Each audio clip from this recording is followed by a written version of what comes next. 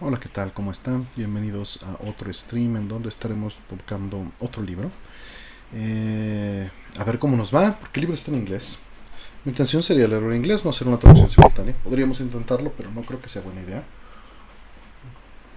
Por algunas palabras que son inventadas en el libro. Bueno, los libros, generalmente en los libros de leemos eso sucede. Entonces, no creo poder hacer eso. Pero pues lo haremos en inglés y a ver si no por eso cambia la cantidad de views del stream. Hola, el Honcho, ¿cómo estás? Sobre todo por ser mezclado, ¿no? Estoy presentando en español y voy a leer un libro que está en inglés. Eh, Tal vez no pensé suficientemente de esto. El Honcho, ¿cómo estás? Bienvenido. Hola, Planeta, qué gusto verte por acá. Está lloviendo en la Ciudad de México, no sé si en toda la ciudad, pero sí por acá. Le pusimos aquí que borrar el ruidito de fondo, espero no se escuche y que no se escuche raro. Si no, pues quito el filtro y lo escuchamos directo. Me comentan, por favor. Mira, para mientras hace la comida mañana, gracias, Manuel Sandoval. Saludos desde Alabama, saludos Alejandro Villalbazo, buenas. Eric Altamira, buenas noches. Pues bueno, a Lem yo lo conocí primero por este libro que se llama A Perfect Vacuum, que es un libro de reseñas de libros que no existan. Y por supuesto, este libro empieza con una reseña del libro A Perfect Vacuum, por Stanislaw, ¿no? Y bueno, no voy a leer este. Me encantaría, pero lo dejo para otro momento, yo creo. Y es lindo, es muy lindo este libro. Tiene varios temas que me interesaría leer después. Pero hoy vamos a leer un poquito de este. Me gusta esa portada, es como de juego de PC noventero. Pues sí, de hecho el libro es una edición noventera, si no me recuerdo. O tal vez de los 2000. A ver, vamos a ver.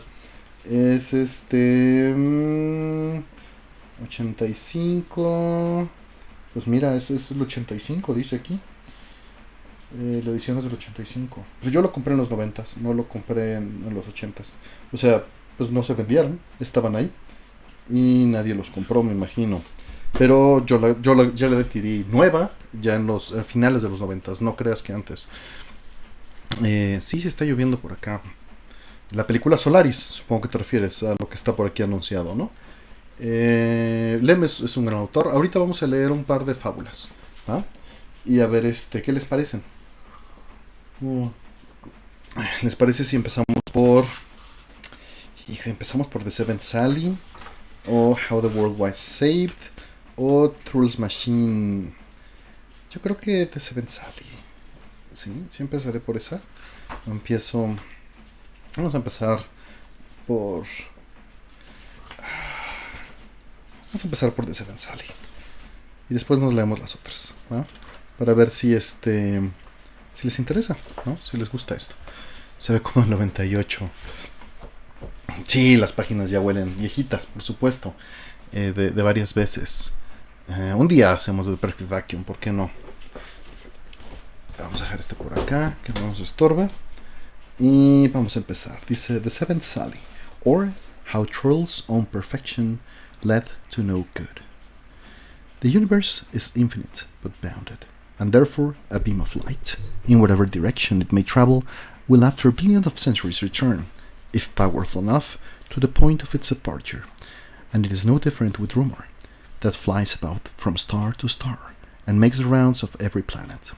One day, Troll heard distant reports of two mighty constructor benefactors, so wise and so accomplished that they had no equal.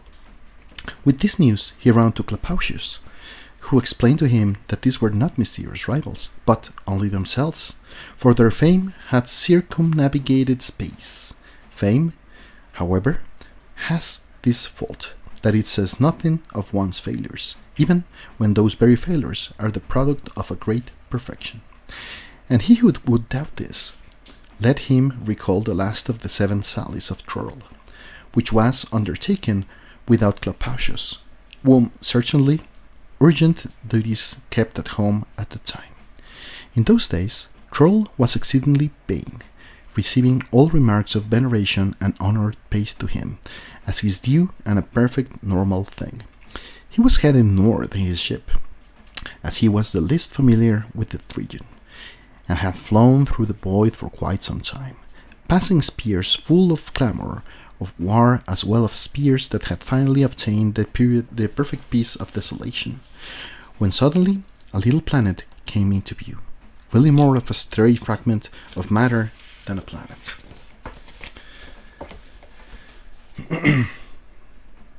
Mira que no encontré info de esta edición, es la de 2002. Vaya, ok, la edición de 2002. On the surface of this chunk of rock, someone was running back and forth, jumping and waving his arms in the strangest ways. Astonished by a scene of such total loneliness, and concerned by those wild gestures of despair, and perhaps of anger as well, Churl quickly landed. He was approached by a personage of tremendous hauteur, iridium and vanadium, all over and with a great deal of clanging and clanking, who introduced himself as Excelsius, the Tartarian, ruler of Pancreon and Cyberiad. The inhabitants of both these kingdoms had, in a fit of regicidal madness, driven His Highness from the throne and exiled him to this barren asteroid, eternally adrift among the dark swells and currents of gravitation. Learning in turn the identity of his visitor, the deposed monarch began to insist that Churl, who after all was something of a professional when it came to good deeds, immediately restore him to his former position. The thought of such a turn of events brought the flame of vengeance to the monarch's eyes, and his iron fingers clutched the air, as if already closing around the throats of his beloved subjects. Now, Churl had no intention of complying with this request of Excelsius, as doing so would bring around untold evil and suffering, yet, at the same time, he wished somehow to comfort and console the humiliated king. Thinking a moment or two, he came to the conclusion that, even in this case, not all was lost, for it would be possible to satisfy the king completely, without putting his former subjects in jeopardy. And so, rolling up his sleeves and summing up all his mastery, Churl built the king an entirely new kingdom. There were plenty of towns, rivers, mountains, forests and brooks, a sky with clouds, armies full of daring-do, citadels, castles, and ladies' chambers. And there were marketplaces, gaudy and gleaming in the sun, days of back-breaking labor, nights full of dancing and song until dawn, and the gay clatter of swordplay.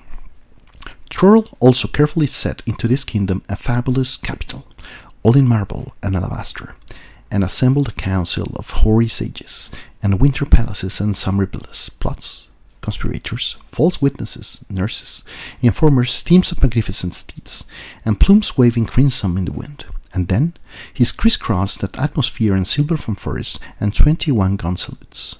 Also threw in the necessary landful of traders, another of heroes, added a pinch of prophets and seers, and one messiah, and one great poet each, after which he bent over and set the works in motion, deftly making last-minute adjustments with his microscopic tools as it ran.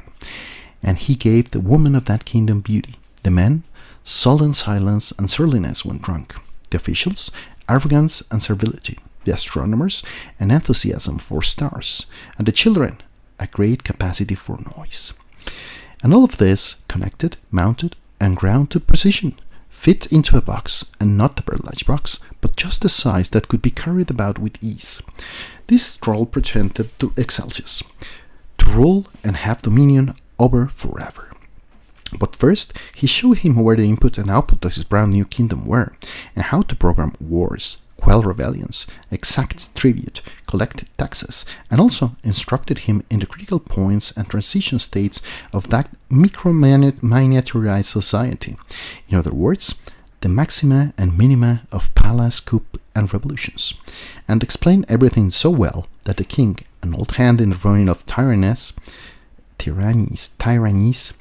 instantly grasped the directions and, without hesitation, while the constructor watched, issued a few trial proclamations, correctly manipulating the control knobs which were carved with imperial eagles and regal lions. These proclamations declared a state of emergency, martial law, a curfew, and a special levy. After a year had passed in the kingdom, which amounted to hardly a minute for Churl and the king, by an act of the greatest magnanimity, and that is, by a flick of the finger at the controls, the king abolished one death penalty, lightened the levy, and deigned to annul the state of emergency, whereupon a tumultuous cry of gratitude, like the squeaking of the tiny mice lifted by their tails, rose up from the box, and throughout its curved glass cover one could see, on the dusty highways and along the banks of lazy rivers that reflected the fluffy clouds, the people rejoicing and praising the great and unsurpassed benevolence of their sovereign lord. And so, though at first he had felt insulted by Charles' gift, in that the kingdom was too small and very like a child's toy, the monarch saw that the thick glass slip made everything inside seem large. Perhaps, too, he dully understood that size was not what mattered here, for government is not measured in meters and kilograms, and emotions are somehow the same, whether experienced by giants or dwarfs. And so he thanked the constructor, if somewhat stiffly. Who knows? He might even like to order him thrown in chains and tortured to death just to be safe. That would have been a sure way of nipping in the bud any gossip about how some common vagabond tinker presented the mighty monarch with a kingdom. Excelsius was sensible enough, however, to see that this was out of the question, owing to a very fundamental disproportion, for fleas could sooner take their host into captivity than the king's army seized Churl. So, with another cold nod, he stuck his orb and scepter under his arm, lifted the box kingdom with a grunt, and took it to his humble hut of exile. And a blazing day alternated with murky night outside, according to the rhythm of the asteroid's rotation. The king, who was acknowledged by his subjects as the greatest of the world diligently reigned, biting this, forbidding that, beheading, rewarding, in all these ways incessantly, spurring his little ones on the perfect fealty and worship of the throne. Buenas noches, Retumón. Buenas noches a todos los que están por ahí. Fran, ¿qué tal? Flatland. Sí, me gusta Flatland. Qué curioso que mencionas Flatland. Supongo que con referencia al mismo libro. Buenas. Sí, así es. As for Troll, he returned home and related to his friend, Clopacius, not without pride, how he had employed his constructor's genius to indulge the autocratic aspirations of Excelsius and, at the same time, safeguard the democratic aspirations of his former subjects. But Clopacius, surprisingly enough, had no words of praise for Troll. In fact, there seemed to be rebuke in his expression. "Have I understood you correctly?" he said at last. "You gave that brutal despot, that born slave master, that slavering sadist of a pain-monger, you gave him a whole civilization to rule and have dominion over forever? And you tell me, moreover, of the cries of joy brought on by the repeal of a fraction of his cruel decrees? Troll, how could you have done such a thing?" "You must be joking," Troll exclaimed. "Really, the whole kingdom fits into a box 3 feet by 2 by 2.5. It's only a model." "A model of what?"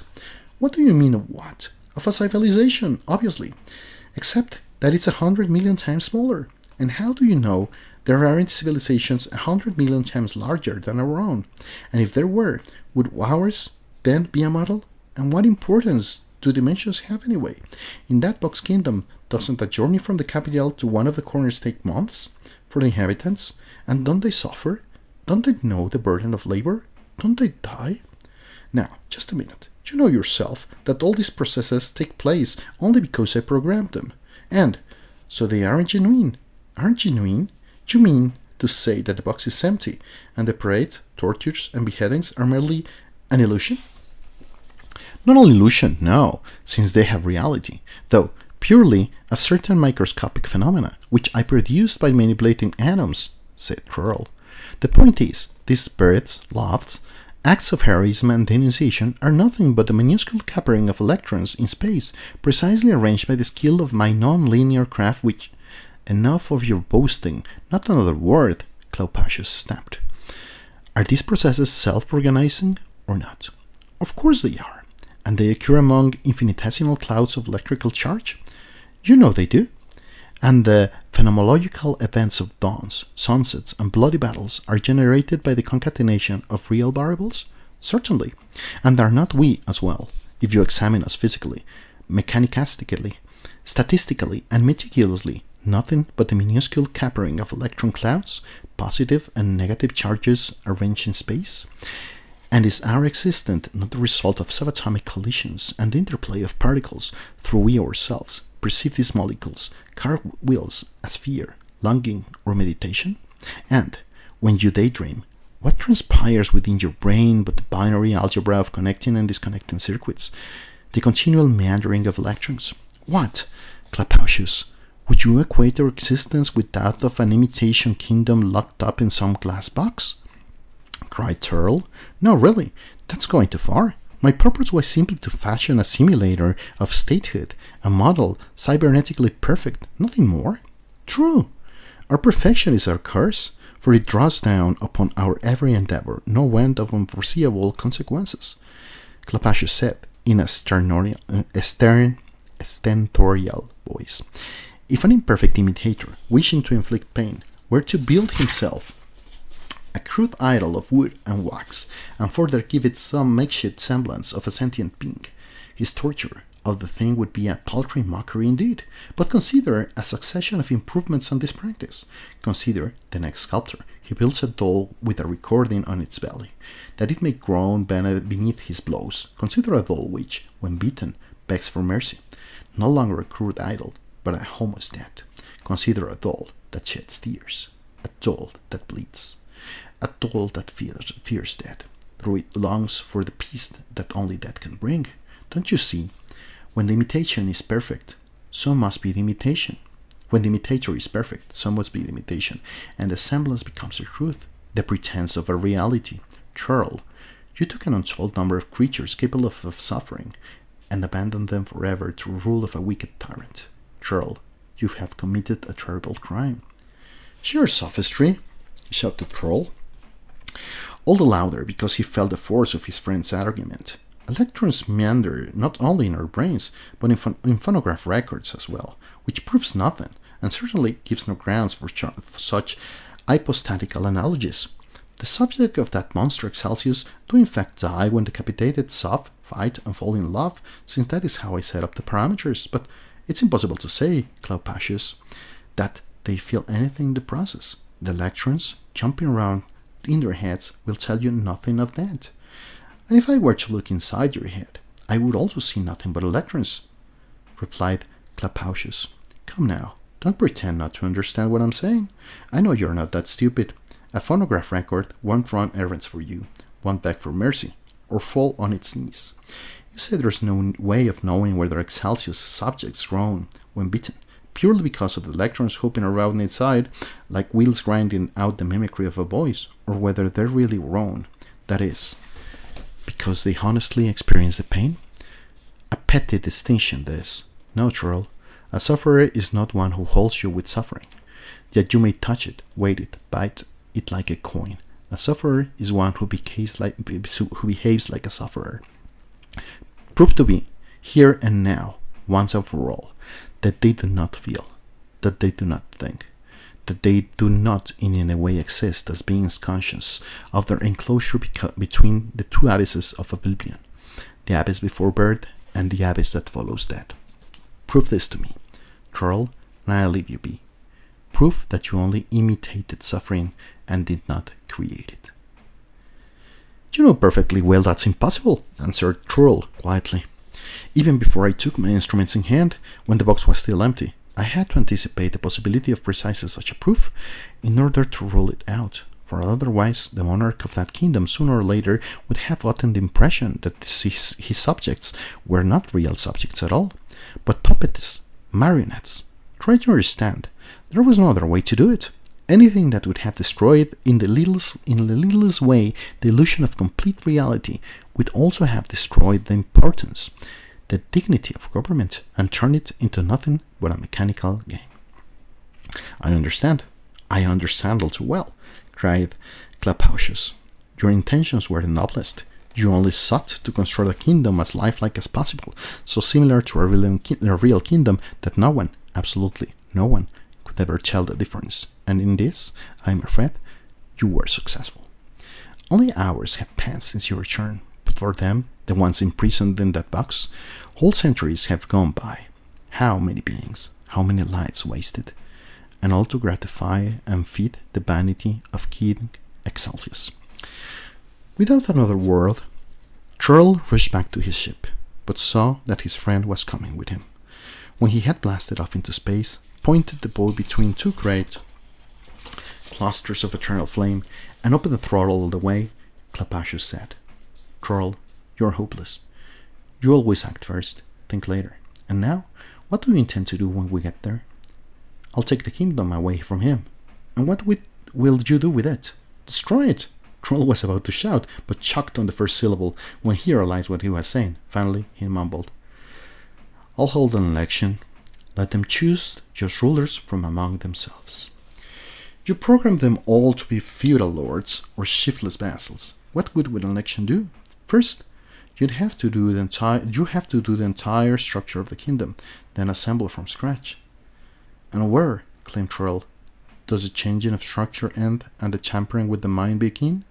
Clopacius had no answer for this, and they flew on in gloomy silence, till the planet of Excelsius came into view. As they circled it, preparing to land, they beheld a most amazing sight. Their entire planet was covered with countless signs of intelligent life.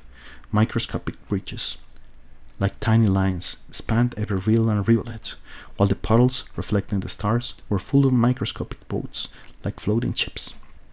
The night side of the sphere was dotted with glimmering cities, and on the day side one could make out flourishing metropolises.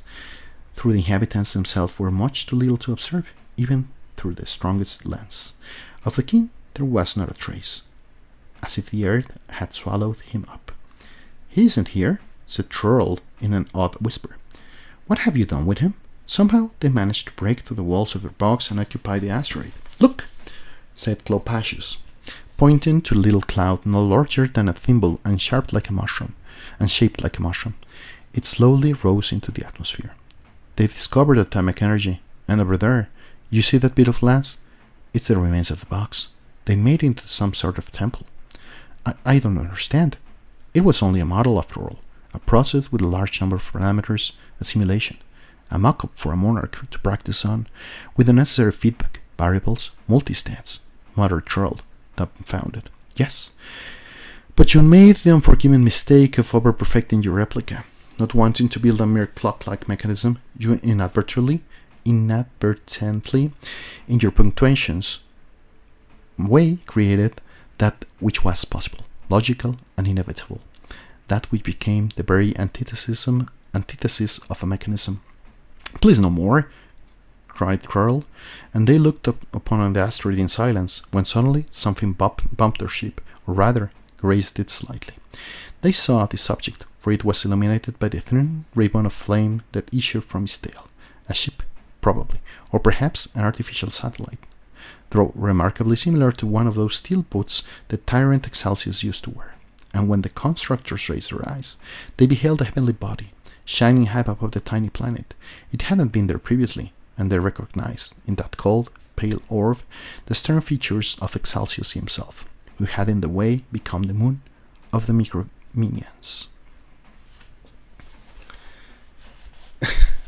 Stephen Fry para hacer, no, ¿qué pasó, Rolando? Pues bueno, ¿qué opinaron? A ver.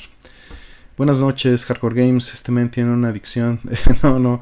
No, siento que paso mucha saliva. Chow, buenas noches, Artemio. Me encanta leer. Mi primer acercamiento fue justamente Cyberiad. Saludos. Qué gusto, Chow. ¿Qué tal, Paul? ¿Cómo estás? Buena influencia del explicador en las últimas elecciones literarias. ¿Sí? Pues bueno, yo leía esto antes de leer el explicador, pero sin duda el explicador es una influencia tremenda en mí. Saludos, Sergio Arroyo, gracias por entrar. Caramo Trenfides, Stanislaw, sí. Buenas noches, Maniscreen, ¿cómo estás? Pues, ¿qué opinaron? ¿Qué opinaron de Seven Sally? Con los años ya le doy otras interpretaciones distintas. Es lindo, sin duda. Son fábulas, todo el libro son fábulas de este tipo. Que experimentan con estos dos creadores, ¿no? Vamos a leer la primera, How the World Was Saved. Que no hay un orden, o sea, están los Sallys y se pueden leer en cualquier orden, por eso les leí el séptimo sin problemas. Pero vamos a leer How the World Was Saved, ¿les parece? Estuvo un tanto más rápido de lo que esperaba. Que de todas maneras, estoy viendo, llevamos 27 minutos, se me fue rapidísimo, ¿eh? Pero bueno. How the world was saved. One day, Troll, the constructor, put together a machine that could create anything starting with N. When it was ready, he tried it out, ordering it to make needles, then nankins and negligees, which it did, then nailed the lot to nargils filled with nepenthe and numerous other narcotics. The machine carried out his instructions to the letter. Still not completely sure of its ability, he had it produce, one after the other, nimbuses, noodles, nuclei, neutrons, naphtha, noses, nymphs, naiads, and natrium. This last one it could not do, and Troll, considerably irritated, demanded an explanation. Never heard of it, said the machine. What? But it's only sodium. You know, the metal, the element. Sodium starts with an S, and I work only in N. But in Latin, it's natrium. Look, old boy, said the machine, if I could do everything started with N in every possible language, I'll be a machine that could do everything in the whole alphabet, since any item you care to mention undoubtedly starts with N in one foreign language or another. It's not that easy. I can't go beyond what you programmed, so no sodium. Very well, said Troll, and ordered it to make night, which it made at once, small perhaps, but perfectly nocturnal. Only then did Troll invite over his friend Cleopatius, the constructor, and introduce him to the machine, praising his extraordinary skill at such length, that Cleopatius grew annoyed and inquired whether he too might not test the machine. Be my guest, said Troll, but it has to start with N. Buenas noches, novelis, ¿cómo estamos? Sí, dale una leída, Víctor Manuel Roma, espero te guste. Dice, N, said Cleopatius. All right, let it make nature. The machine whined, and it tries Troll's front yard packed with naturalists. They argued, each publishing heavy volumes, which the others tore to pieces. In the distance, one could see flaming pyres, on which martyrs to nature were sizzling. There was thunder, and strange mushroom-shaped columns of smoke rose up. Everyone talked at once, no one listened, and there were all sorts of memoranda, appeals, subpoenas, and other documents, while off to the side sat a few old men. Fervently scribbled on scraps of paper. Not bad, eh? Said Troll with pride. Nature to a T, admit it. But Cleopatius wasn't satisfied. What? That mob? Surely you're not going to tell me that's nature. Then give the machine something else, snapped Troll. Whatever you like. For a moment, Cleopatius was at a loss for what to ask. But after a little thought, he declared that he would put 2 more tasks to the machine. If it could fulfill them, he would admit that it was all Troll said it was. Troll agreed to this, whereupon Cleopatius requested negative. Negative, cried Troll. What on earth is negative? The opposite of positive, of course, Cleopatius coolly replied. Negative attitudes, the negative of a picture, for example. Now, don't try to pretend you never heard of negative. All right, machine, get to work. The machine, however, had already begun.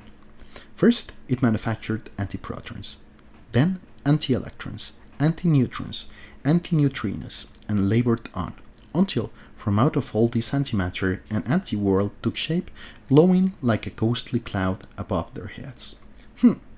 Muttered Cleopatius, displeased. That's supposed to be negative? Well, let's say it is, for the sake of peace. But now here's the third command. Machine, do nothing. The machine sat still.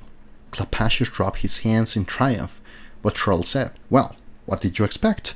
You asked it to do nothing, and it's doing nothing. Correction. I asked it to do nothing, but it's doing nothing. Nothing is nothing. Come. It was supposed to do nothing, but it hasn't done anything, and therefore I've won. For nothing, my dear and clever colleague, it's not your run-of-the-mill nothing, the result of idleness and inactivity, but dynamic, aggressive nothingness. That is to say, perfect, unique, ubiquitous, in other words, non-existence, ultimate and supreme, in this very own non-person. You're confusing the machine, cried Churl, but suddenly its metallic voice rang out. Really, how can you two bicker at a time like this? Oh yes, I know what nothing is, and nothingness, non-existence, non-entity, negation, nullity, and nihility. Since all these come under the heading of N as in nihil, look well then upon your word for the last time, gentlemen, soon it shall no longer be.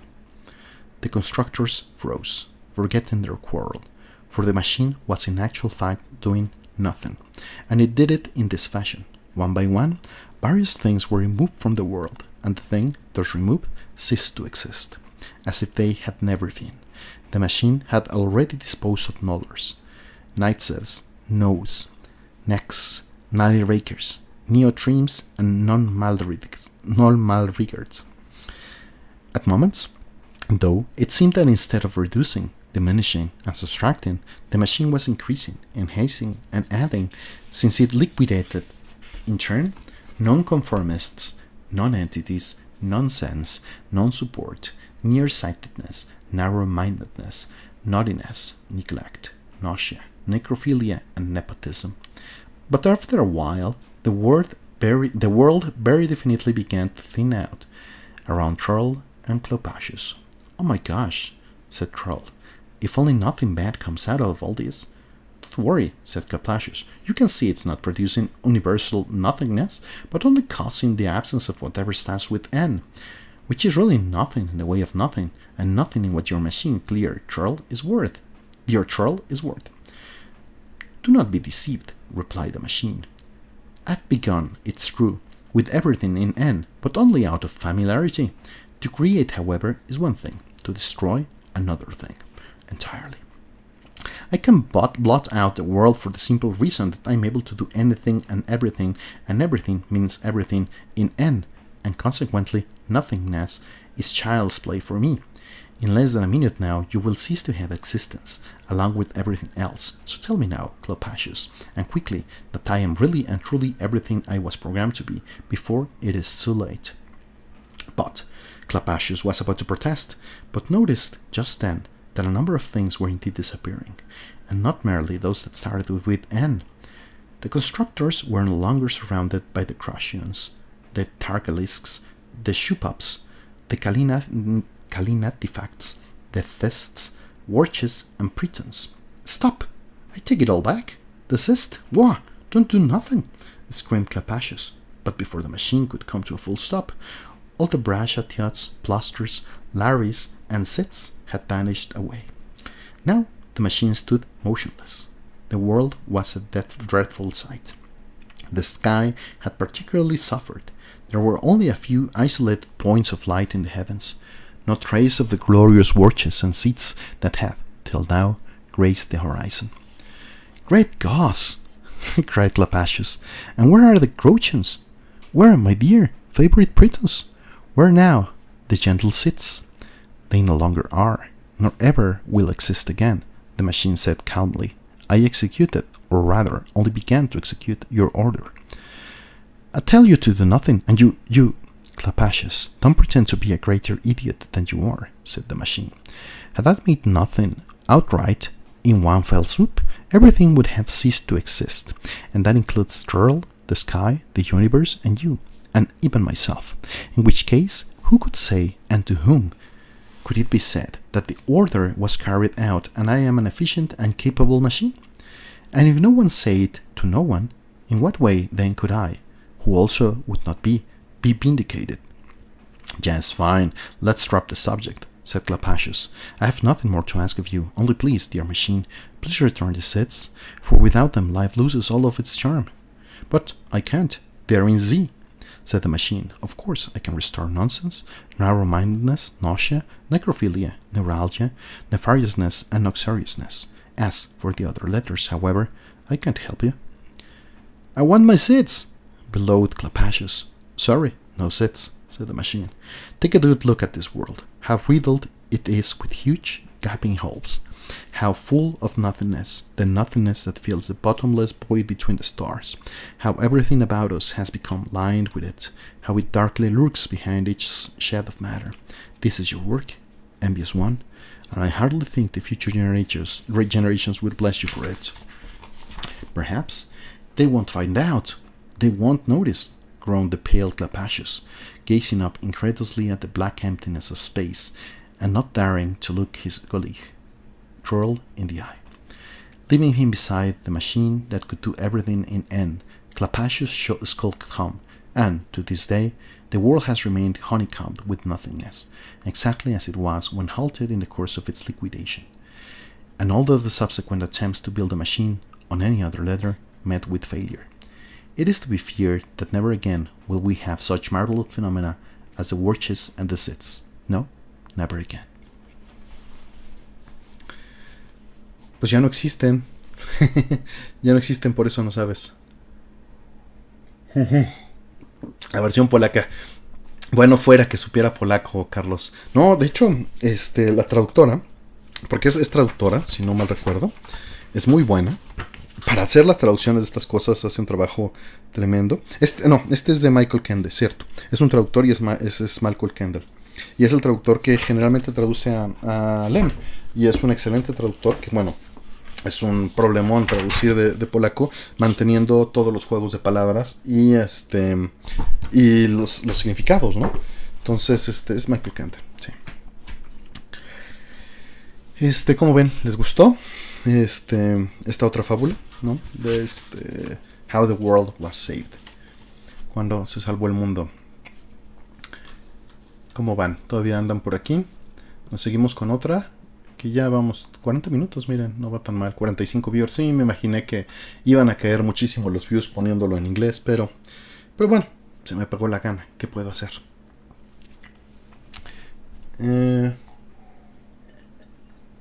Es natural que caigan los views. Muchísimas gracias, Alex Meraz. Mil gracias por el apoyo. Espero supongo te está gustando. Mil gracias. Vamos a seguirnos. ¿Qué les parece con Trolls Machine? ¿Va? Antes de seguir con otra cosa, vamos a ver. Trolls Machine. Dice Sergio Arroyo. Está bueno, otra más. Dice Octavio Valdés Lafarga. Mil gracias, Octavio. Dice, ¿alguna vez has leído una novela llamada All Tomorrows de C.M. Koosman? No lo he leído. No lo he leído. Gracias, lo voy a anotar. Buenas noches y gente un poco tarde hoy. Gracias, Alejandro. ¿Cómo estás? Sí, regrésale una vez, Ángel Martí. O es la segunda. Dale una leída a las demás. Una escuchada a las demás. Dejen nada más bajo el volumen de sus audífonos. Que están... El sonido se está metiendo un poquito. De los audífonos de monitoreo ya lo manté para otro lado. Sigo cocinando, dice Manuel. Muchas gracias, Alejandro. Alejandro dice, saludos Artemio, espero estés muy bien. Estoy muy bien, gracias, espero que ustedes también estén bien. Gracias por el apoyo. En verdad, hace una gran diferencia también, sobre todo porque este video va a tener menos views, pero les agradezco muchísimo el apoyo. Vamos a leer entonces Trolls Machine, ¿va? Dice Guillermo Yáñez antes, tratando de estar presentes, aunque sea un rato en cada live. Muchas gracias, Guillermo. Gracias. En verdad es una gran diferencia, Guillermo. Trolls Machine. Once upon a time, Troll, the construction, built an 8-story thinking machine. When it was finished, he gave it a coat of white paint, trimmed the edges in lavender, stepped back, squinted, then added a little curlicue on the front and, where one might imagine the forehead to be, a few pale orange polka dots. Extremely pleased with himself, he whistled an air and, as is always done on one such occasions, asked it the ritual question of how much is 2 plus 2. The machine stirred. Its tubes began to glow, its coils warmed up.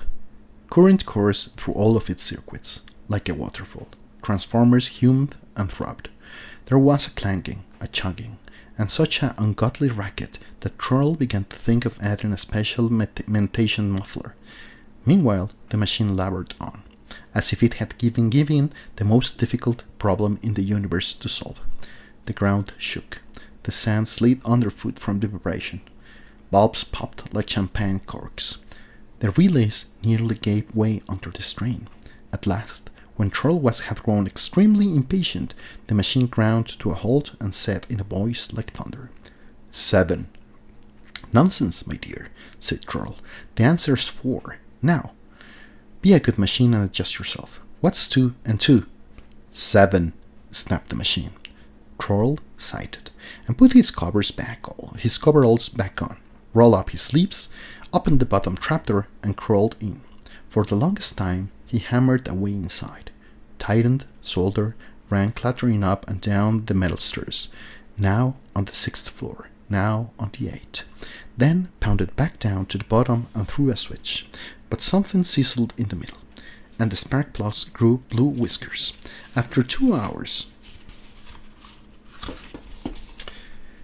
he came out, covered with soot but satisfied, put all his tools away, took off his coveralls, wiped his face and hands. He turned and asked, just so there should be no doubt about it, "And now, what's 2 and 2?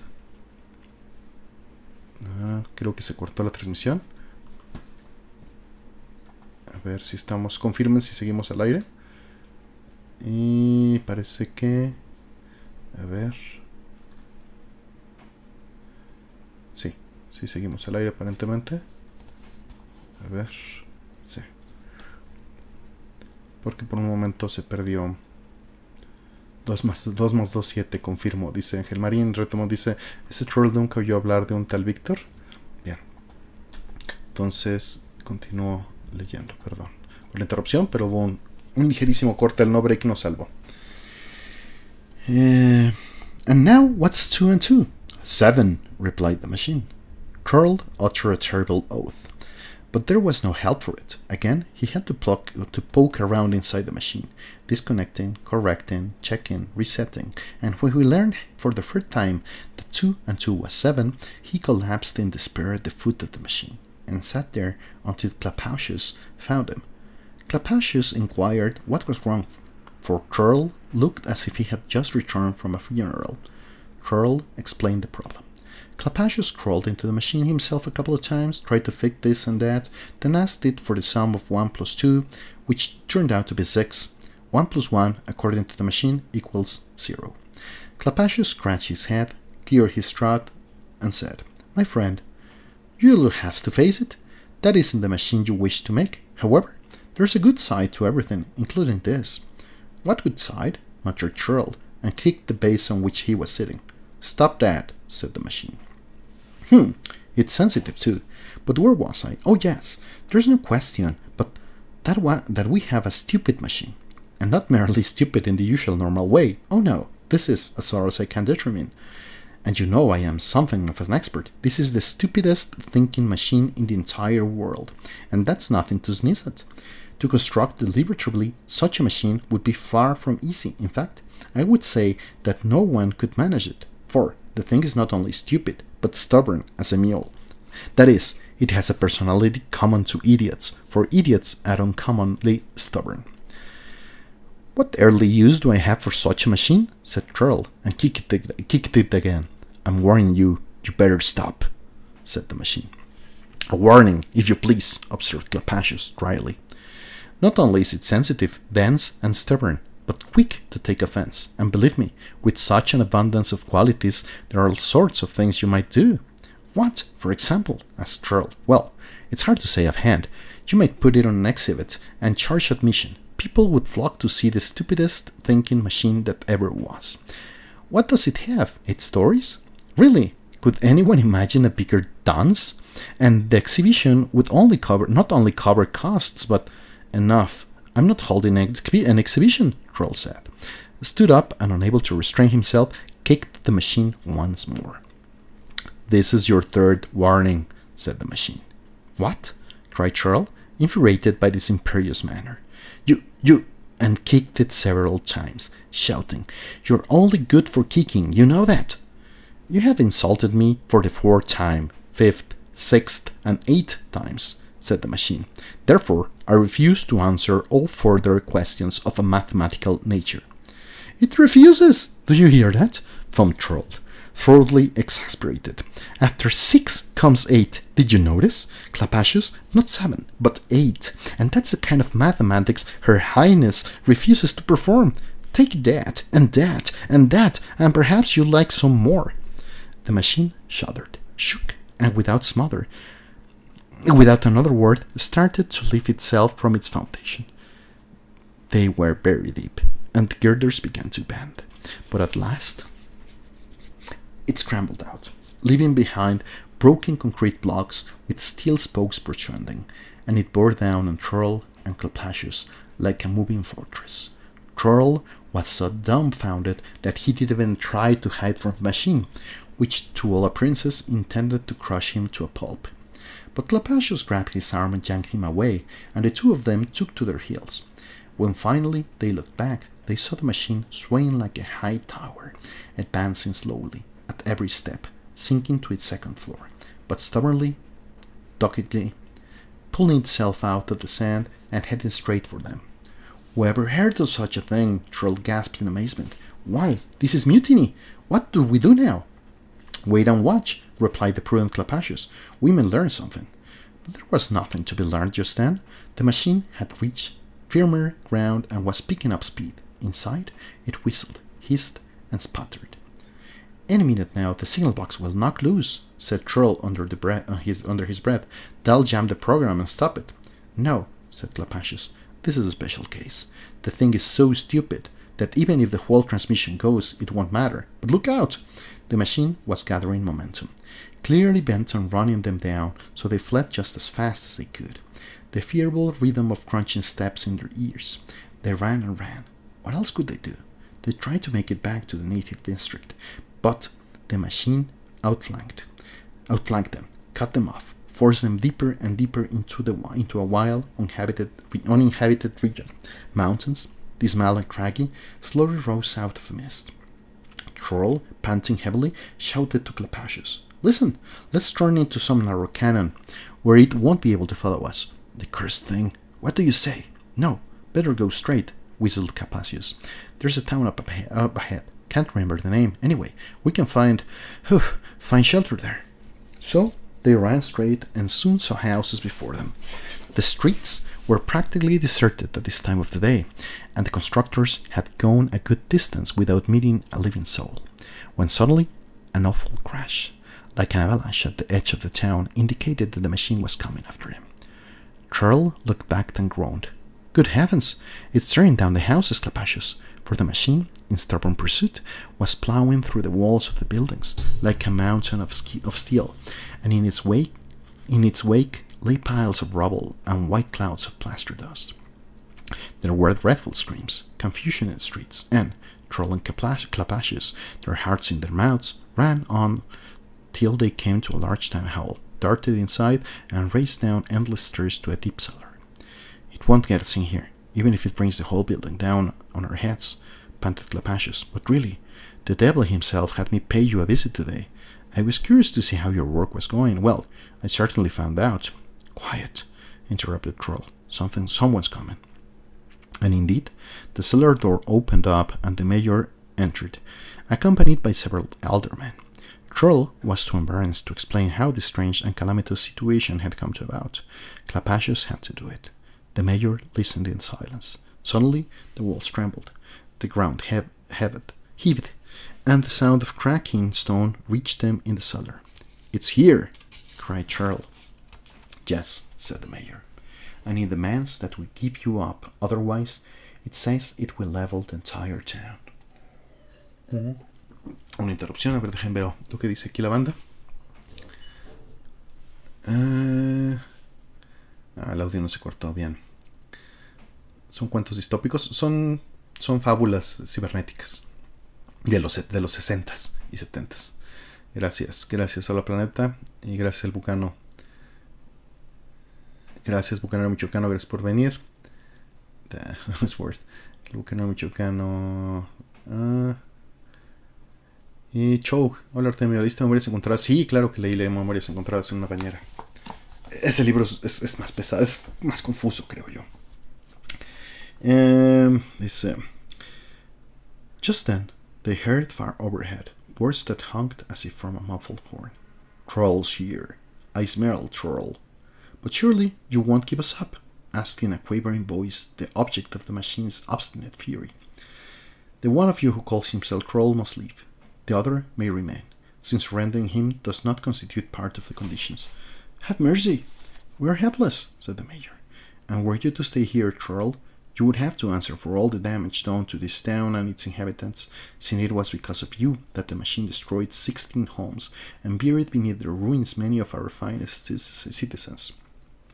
Only the fact that you yourself stand in an imminent peril permits me to let you live unpunished. Go then, and never more return." Troll looked at the alderman, and, seeing his sentence written on their stern faces, slowly turned and made for the door. "Wait, I'll go with you," cried Clapasius impulsively. "You?" said Troll, a faint hope in his voice. "But no," he added after a moment. "Why should you have to perish too?" "Nonsense," rejoined Clapasius with great energy. "What, us perish at the hands of that iron imbecile? Never. It takes more than that, my friend, to wipe two of the most famous constructors of the face of the globe. Come, Troll, chin up." Encouraged by these words, Troll ran up the stairs of the Clapasius. There was not a soul outside in the square.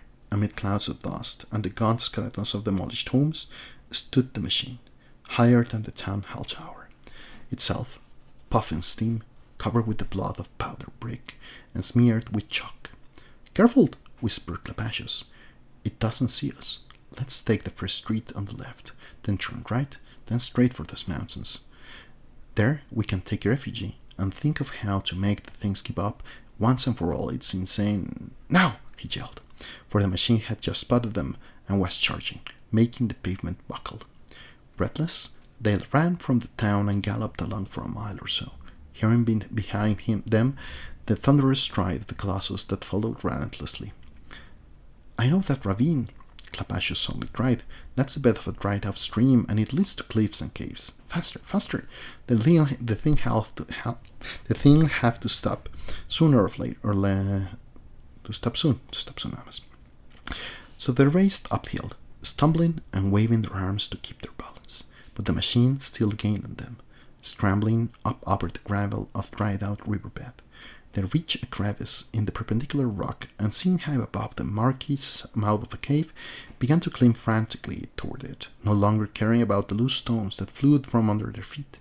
The opening in the rock breathed chill and darkness. As quickly as they could, they leaped inside, ran a few extra steps, then stopped. "Well, here at least we're safe," said Troll, calm once again. "I'll just take a look to see where it got stuck." "Be careful," cautioned Clapasius. Troll inched his way to the edge of the cave, leaned out, and immediately jumped back in fright. "It's coming up the mountain!" he cried. "Don't worry, it'll never be able to get in here," said Clapasius, not altogether convinced. "But what? Is it getting dark?" "Oh no!" At that moment, a great shadow bolted out of the bit of the sky, visible through the mouth of the cave, and in its place appeared a smoothed steel wall with rows of rivets. It was the machine slowly closing with the rock, thereby sealing up the cave as if it were with a mighty metal lid. "We're trapped," whispered Troll, his voice breaking off when the darkness became absolute. "That was idiotic on our part," Clapasius explained, furious. "To jump into a cave that it would barricade. How could we have done such a thing?" "What do you think is waiting for now?" asked Troll, after a long pause. "For us to give up? That doesn't take any great brains." Again there was silence. Troll tiptoed into the darkness, hands outstretched in the direction of the opening, running his fingers along the stone until he touched the smooth steel, which was warm, as if heated from within. I feel, Troll," boomed the iron voice. Troll hastily retreated, took a seat alongside his friend, and for some time they sat there, motionless. At last Clapasius whispered, "There's no sense our sitting here. I'll try to reason with it." "That's hopeless," said Troll. "But go ahead. Perhaps it will at least let you go free." Now, none of that," said Clapasius, patting him on the back, and he groped his way toward the mouth of the cave and called, "Hello there, can you hear us?" "Yes," said the machine. "Listen, we'd like to apologize, you see. Well, There was a little misunderstanding. True, it was nothing, really. Troll had no intention of... I'll pulverize Troll, said the machine. But first, he'll tell me how much 2 and 2 makes. Oh, of course he will. Of course he will. And you'll be happy with his answer, and make it up with him for sure. Isn't that right, Troll? Said the mediator soothingly. Yes, of course, mumbled Troll. Really? Said the machine. Then how much is 2 and 2? For that is 7, said Troll in an even lower voice. Huh, not 4, but 7, huh? Crowed the machine. There, I told you so. 7, yes, 7. We always knew it was 7, Clapasius eagerly agreed. Now, will you, let us go? He added cautiously. No, let Troll say how sorry he is, and tell me how much is 2 times 2. And you'll let us go, if I do? Asked Troller. I don't know. I'll think about it. I'm not making any deals. What's 2 times 2? But you probably will let us go, won't you? Said Troll, while Clapasius pulled on his arm and hissed in his ear. The thing's an imbecile. Don't argue with it, for heaven's sake. I won't let you go, if I don't want to, said the machine. You just tell me how much 2 times 2 is. Suddenly, Troll fell into a rage. I'll tell you, all right, he screamed. 2 and 2 is 4, and 2 times 2 is 4. If you just stand on your head, pounding these mountains all to dust, drink the ocean dry, and swallow the sky, do you hear? 2 and 2 is 4. Troll, what you're saying? Have you been taking leave of your senses? 2 and 2 is 7. Nice machine. 7, 7. Howled Clapasius, trying to drown out his friend. No, it's 4. 4 and only 4. 4 from the beginning to the end of time. 4, bellowed Troll, growing hoarse. The rock beneath their feet was seized with a feverish tremor. The machine moved away from the cave, letting it into a little pale light, and gave a piercing scream. That's not true. It's 7. Say it's 7, or I'll hit you. Never, roared Troll, as if he no longer cared what happened, and pebbles and dirt rained down on their heads, for the machine had begun to ram its 8-story hulk again and again into the wall of stone, hurling itself against the mountainside until huge boulders broke away and went tumbling down into the valley. Thunder and sulphurous fumes filled the cave, and sparks flew from the blows of steel of rock. Yet, through all this pandemonium, one could still make out, now and then, the rage voice of Troll brawling. 2 and 2 is 4. 2 and 2 is 4. Clapasius, attempting to shut his friend's mouth by force, but violently thrown off, he gave up, sat and covered his head with his arms. Not for a moment did the machine's mad efforts flag, and it seemed that any minute now the ceiling would collapse, crush the prisoners, and bury them forever. But when they had lost all hope, and the air was thick with acrid smoke and choking dust, there was suddenly a horrid scraping and a sound like a slow explosion, louder than all the maniacal banging and battering, and the air whooshed, and the black wall that blocked the cave was whisked away, as if by a hurricane, and monstrous chunks of rock came crashing down after it. The echoes of that avalanche still rumbled and reverberated in the valley below when the two friends peered out of their cave. They saw the machine. It lay smashed and flattened, nearly broken in half by an enormous boulder that had landed in the middle of its 8 floors. With the greatest care, they picked their way down through the smoking rubble. In order to reach the riverbed, it was necessary to pass the remains of the machine, which resembled the wreck of some mighty vessel thrown up upon a beach. Without a word, the two stopped together in the shadow of its twisted hull. The machine still quivered slightly, and one could hear something turning, creaking feebly within. Yes, this is the bad end you've come to, and 2 is, and always was, began Troll, but just then the machine had a faint, barely audible croaking noise, and said for the last time, 7. Then something snapped inside. A few stones dribbled down from overhead, and now before them lay nothing but a lifeless mass of scrap. The two constructors exchanged a look, and silently, without any further comment and conversation, walked back the way they came. Ojalá un día toque ojear cómics de Cromatron. Estaría padre, pero tengo que ver dónde los tengo. No me acuerdo dónde los tengo. ¿Cómo estás, Ferikne? Qué gusto verte. Los ciberguaraches, dice Rotomón. De aquí se inspiró Terminator. Ándale, Ángel. ¿Cómo están? Pues bien, ¿qué les pareció? Una hora y tres lecturas, no estuvo mal. Podríamos ver de Perfect Vacuum un poquito, tal vez. ¿Qué opinan? ¿Vemos otro de Cyberiad o vemos algo de Perfect Vacuum? Todo bien, pasando un ratito, qué bueno. Gracias, Feringue. A ver. Vamos a ver. ¿Qué opinan?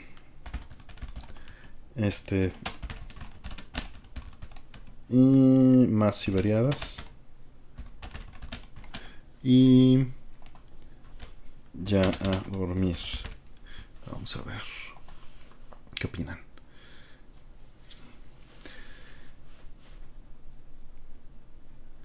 Sí, creo que ese último tiene mucho que ver con Internet. Quizá, ¿no? Quizá darles interpretación de Internet es interesante. Perfecto vacío, dicen. Bonito, dice Manuel Sandoval. 78% va ganando Perfect Vacuum. ¿No le damos su propio espacio entonces? ¿Lo hacemos aquí mismo? Digo, nada más va a leer un poquito. Hay un par de lecturas muy buenas ahí. Muy, muy buenas. Algunas más densas, ¿eh? O sea, estas de Cyberiada son bastante ligeras, digamos. Y en la Perfect Vacuum podemos encontrar un par de cositas un poquito más densas en vocabulario que tal vez me cueste más trabajo leer. Me gusta su atril, yo sin eso no puedo leer mucho. Me lo hizo Baez. Él hizo la mesa también sobre la que estoy. Me lo hizo de acero. Vio cómo estaba sufriendo para hacer los streams de Proteo. Y en el evento de la venta de los cartuchos de Leyendo me lo llevó. Entonces se lo agradezco muchísimo. Le agradezco mucho que me lo haya fabricado, porque lo fabricó especialmente para este uso, para este stream. Entonces, bueno, gracias a Baez como siempre. Y vamos a ver. Pues ganó a Perfect Vacuum. Vamos a ver el primer capítulo de Perfect Vacuum. A ver qué edición es. El libro original es del 71. Tuvo varias reediciones. Y esta es una reimpresión que debe de ser también del 2000-2001. Porque los compré en un viaje a Florida. Los dos.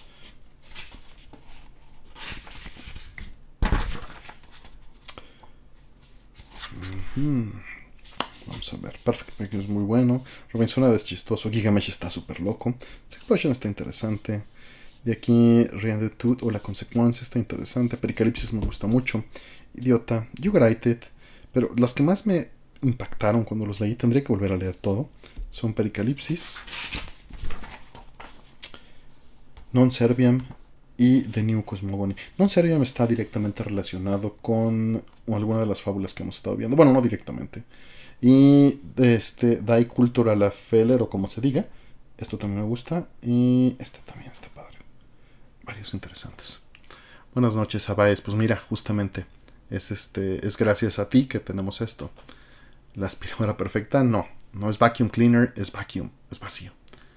Es el vacío perfecto. Buenas noches, Abaez, y gracias. ¿Cómo conociste estos libros? Pues fue de un libro que llevó otro y un libro que llevó otro. Estos libros estaban en la biografía de un libro que leí y pues simplemente brinqué a ellos porque venían unos análisis de algunas de las historias de estos libros. Entonces pues empecé a comprar todo de este autor. Como por ahí, acabándome de graduar de la carrera, entre 1998 y 2002 habrá sido que me puse a leer estas cosas. ¿Hay versiones en español de estos libros? Sí, Abaez, pero no sé si de todos. De este sí. De este estuve empezando a leer una versión en español. Está bastante padre la traducción, pero no la tengo en físico. Solo lo tengo en inglés. Y según yo están en Amazon. Pero no los tengo. Como los compré hace 20 años y en aquel entonces no era tan fácil conseguir libros así. O sea, era más fácil conseguirlos con menos esfuerzo en un viaje en cualquier biblioteca gringa. Entonces de ahí los adquirí, ¿no? Pero en Amazon México, no en audiolibro, en ebook está este libro. Eso sí te puedo decir. De A Perfect Vacuum. Y que sí hay ambos, dice Eric Altamira. Entonces vamos a leer esto. No, se va a explicar solo. Stanislaw, A Perfect Vacuum. Por Warsaw. Citelnik Warsaw. Dice, reviewing non-existent books is not Lem's invention. We find such experiments not only in a contemporary writer, Jorge Luis Borges, for example, his investigation of the writings of Herbert Wayne, but the idea goes further back, and even Rabelais was not the first to make use of it. A perfect vacuum is unusual in that its purpose to be an anthology made up entirely of such critiques, pedantry or a joke. This methodicalness.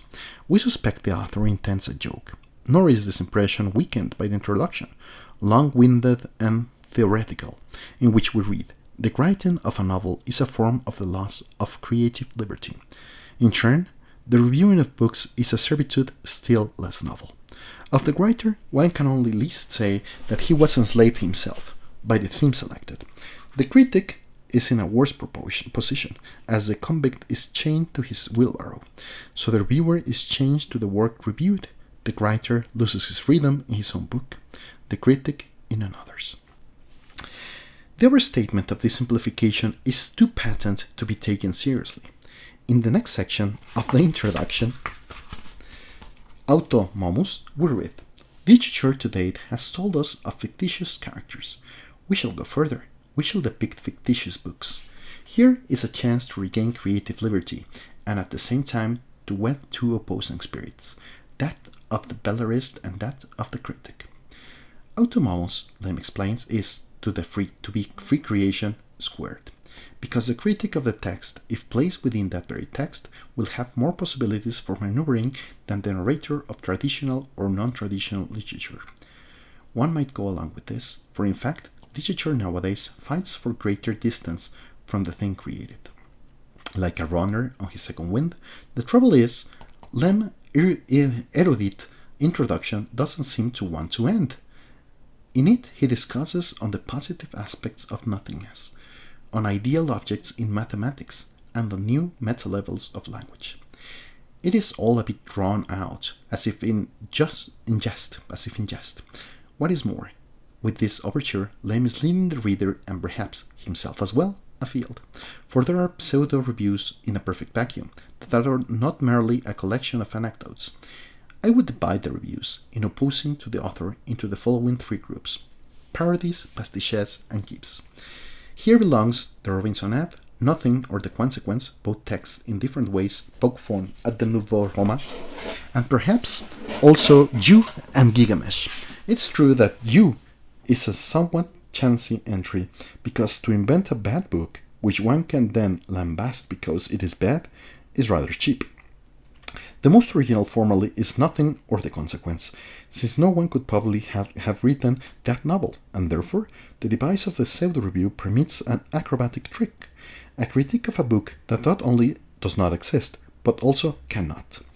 Gilgamesh was the least to my taste. The idea is to give the show away, yet it is really right to dispose of a masterpiece with those kind of jokes, perhaps, if one does not pen them oneself. 2.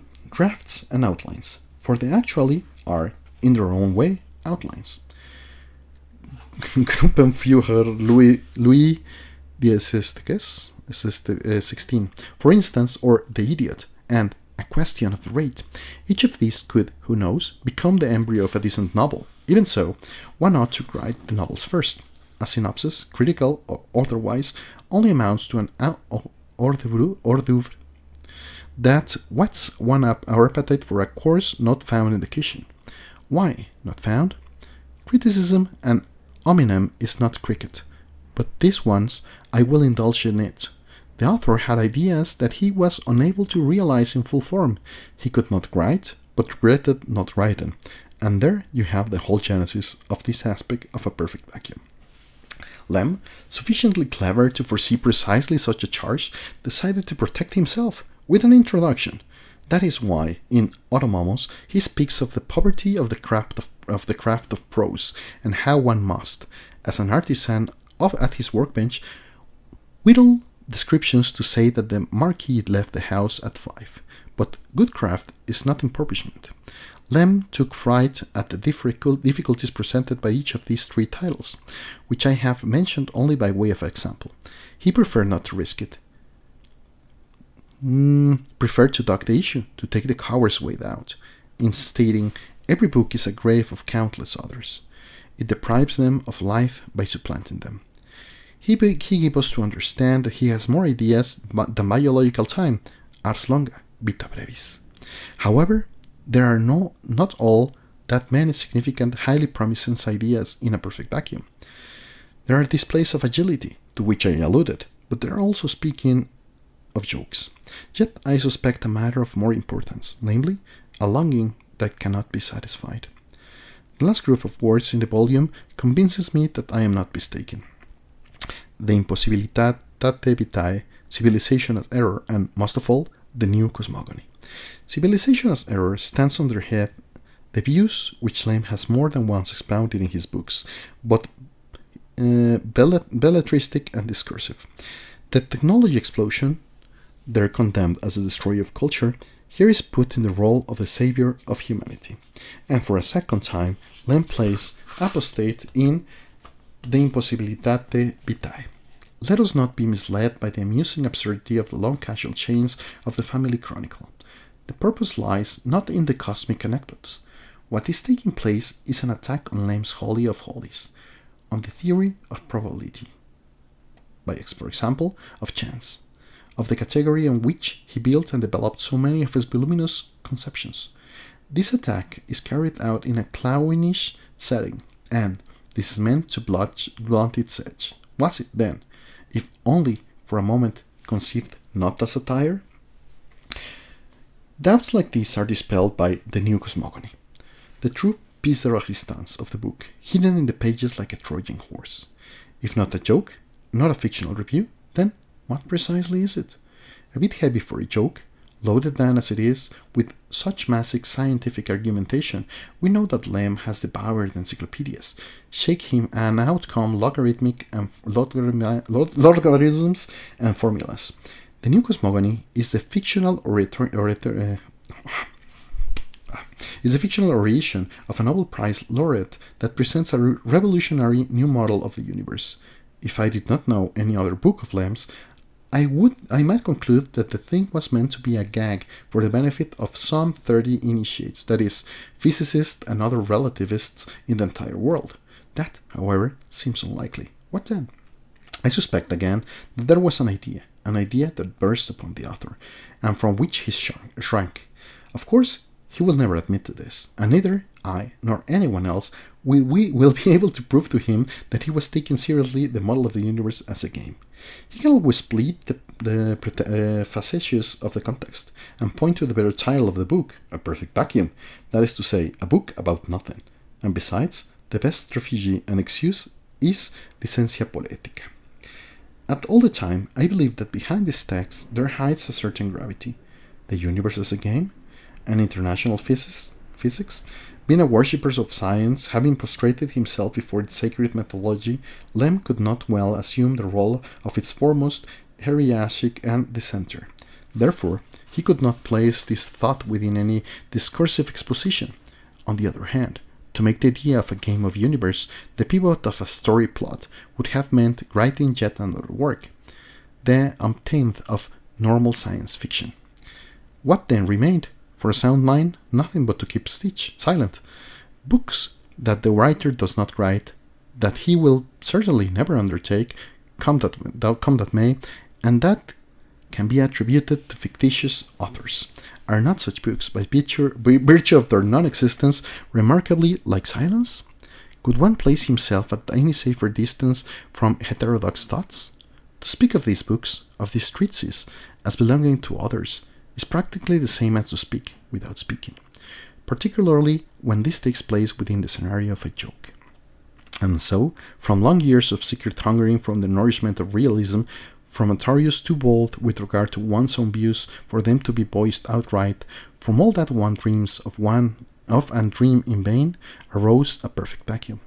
The theoretical introduction, which ostensibly makes the case for a new genre of literature, is a maneuver to divert attention. The deliberately exhibitory gesture of the prestidigitator who wishes to draw our eyes from what he is actually doing. We are to believe that the feats of dexterity are being performed when it is otherwise. It is not the trick of the pseudo-review that gave birth to these works. Rather, they demanding in vain to be expressed, use his trick as an excuse and a pretext. In the absence of the trick, all would have remained in the realm of the unsaid. For we have been betrayed of fantasy to the cause of well-grounded realism, and defection in empiricism, and heresy in science. Did Lem really think he could not be seen through in this machination? It is simplicity itself, to shout out with laughter what one would dare not whisper in earnest.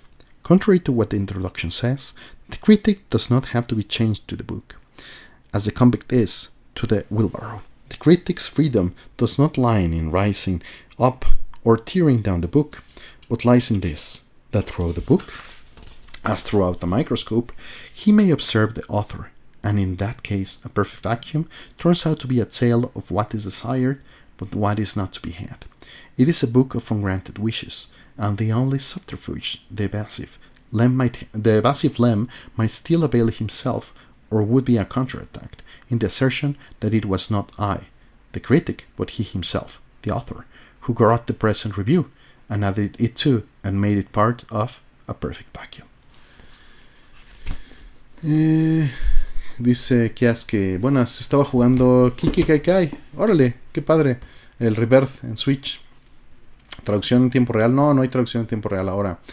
Bueno, el único libro que me he echado en OneCC dice, buenas, malditas notificaciones. Ya llegaste a la parte más densa, ¿no? Dice Eric que está en editorial Impedimenta en español. Y está muy bien la traducción en español. Sáquenlos de fundación. Bueno, este es Lem. Resumen, dice Manuel Sandoval. ¿Cómo que resumen? Pues, ¿qué puedo decir? ¿Qué puedo decir? Que es la introducción presentando cómo está todo el libro, siendo reseñas de libros no existentes. Y el autor haciendo su propia reseña de su propio libro, escrito de manera ficticia, porque no existe, pero sí existe. Hay algunas ideas muy interesantes para mí en este libro, principalmente, como les dije, en la New Cosmogony, Non Serviam, la de la cultura, lo de la probabilidad está interesante, de la cultura como error.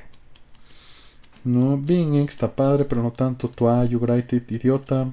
Pericalipsis sí me gusta bastante. Son las que más me gustan de esta, ¿no? Y pues bueno, 1:20. ¿Qué más hacemos? Se fue rápido. Podemos leer algo más de la Cyberiada. Podemos leer algo de A Perfect Vacuum. ¿Qué opinan? A ver si no los dormí. Porque obviamente, como pueden ver, es una lectura más densa y me trago más. En la Cyberiada pues voy más fácil. Una cosa es leerlo para uno mismo en su mente y otra cosa es andarlo leyendo en voz alta. ¿Qué hacemos? A ver. Más Cyberiada. Más Perfect Vacuum. Y vámonos. Listo. A ver qué opinan los que están.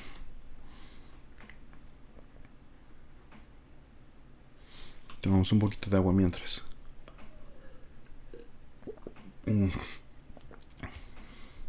Y va ganando Cyberiada 70%. No les gustó tanto el vacuum. Entiendo. Es más fácil esto. Listo, tomamos otra Cyberiada. A ver cuál sale. A ver cuál sale.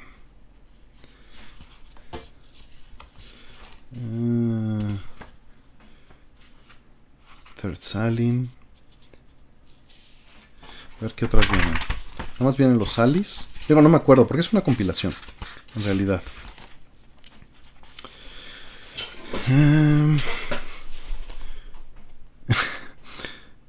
Tale of the Three Starting Machines of King Genius. Está larguito ese.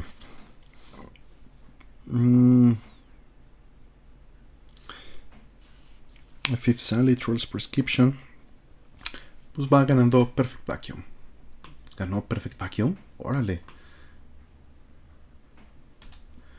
Un club de lectura para mover la lectura. Pues creo que hay muchos. Ya viene el examen, ¿no? Aquí no hay examen. Lens Martínez, buenas. No pude leer tu mensaje. Pues ganó Más Perfect Vacuum. Pues bueno, vamos a Más Perfect Vacuum. Salimos de la Cyberiad. Nos vamos a Perfect Vacuum. Dejen ver cuál tomamos. No me acuerdo qué tan largas son, pero sí son más largas que la Cyberiad. A ver, Non Serviam son 30 páginas. Y The New Cosmogony. Pues Cosmogony es muy interesante, pero no sé si nos dé tiempo. ¿Cuántas son?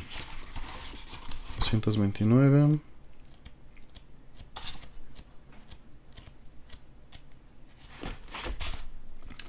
$197. Pues son 30 y tanto páginas. Tal vez no sea tanto. A ver. ¿Cuánto fue?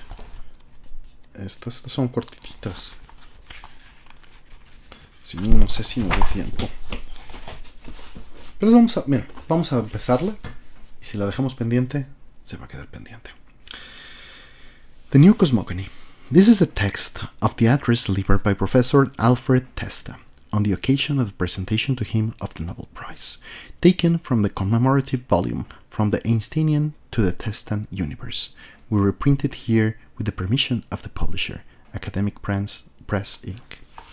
Your Highness, ladies and gentlemen, I would like to take this opportunity, use this privileged podium, to tell you about the circumstances that led to the rise of a new model of the universe, unmarked out in the process, a cosmic position for humanity radically different from the historical. With the potentious words, I refer not to my own research, but to the memory of a man no longer among us, the one to whom we owe this bit of news. I speak of him because that has happened, which I must hope I would not. My research has eclipsed, in the eyes of my contemporaries, to the work of Aristides Acheropoulos, to such an extent that the historian of science, Professor Bernard Weidenthal, therefore an authority whom one would have thought qualified, recently quoted in his book Die Welt a la Spiel no sé qué, that the magnum opus of Archaeopoulos, A New Cosmogony, was no scientific hypothesis but a literary fantasy in whose reality the author himself did not believe. By the same token, Professor Harland Stinklon, in the New Universe of the Game Theory, expressed the opinions that in the absence of Alfred Testa's work, the idea of Acheropoulos would have remained only a loose philosophical concept, on the order of the Levitzian world of pre-established harmony. A model that the precise sciences have of course never treated seriously. So then, according to some, I took seriously what the creator of the idea himself did not. According to others, I placed on a sound scientific footing an idea that was entangled in the murky speculativeness of non-empirical philosophizing. Such erroneous views necessitated an explanation, one which I am in a position to provide. It is true that Acheropoulos was a philosopher of nature, and no physicist or cosmogonist, and that he expounded his ideas without mathematics. It is true, too, that between the intuitive image of his cosmogony and my formalized theory there are not a few differences. But above all, it is true that Acheropoulos could have managed very nicely without Testa, whereas Testa owes everything to Acheropoulos. This difference is far from trivial. To explain it, I must ask you patience and attention. When, in the middle of the 20th century, a handful of astronomers took to considering the problem of so-called cosmic civilizations, their undertaking was something completely marginal to astronomy. The academic community looked upon it as the hobby of a few dozen eccentrics, which are to be found everywhere, therefore in science too. That community did not actively oppose the search for signals coming from such civilizations. At the time, it did not admit the possibility that the existence of those civilizations could in any way influence the observable cosmos. If then, this or that astrophysicist ventured to declare that the emission spectrum of pulsars or the energetics of quasars or a certain phenomenon exhibited by a galactic nuclei was evidence of or purposeful activity of inhabitants of the universum, not one of the respected authorities in the field considers such a declaration a scientific hypothesis meriting investigation. astrophysicists and cosmology remain deaf to the whole issue. This indifference obtained to an even greater degree in theoretical physics. The sciences of the time held, more or less, to the following schema. If we wish to know the mechanism of a clock, the fact of whether or not there are bacteria on its cogs and counterweights has not the least significance, either to the structure or for the kinematics of its works. Bacteria certainly cannot influence the movement of a clock. In precisely the same way, it was considered that intelligent beings could not interfere in the movement of the cosmic mechanism, and hence that the mechanism should be studied with complete disregard for the conceivable presence of beings in it.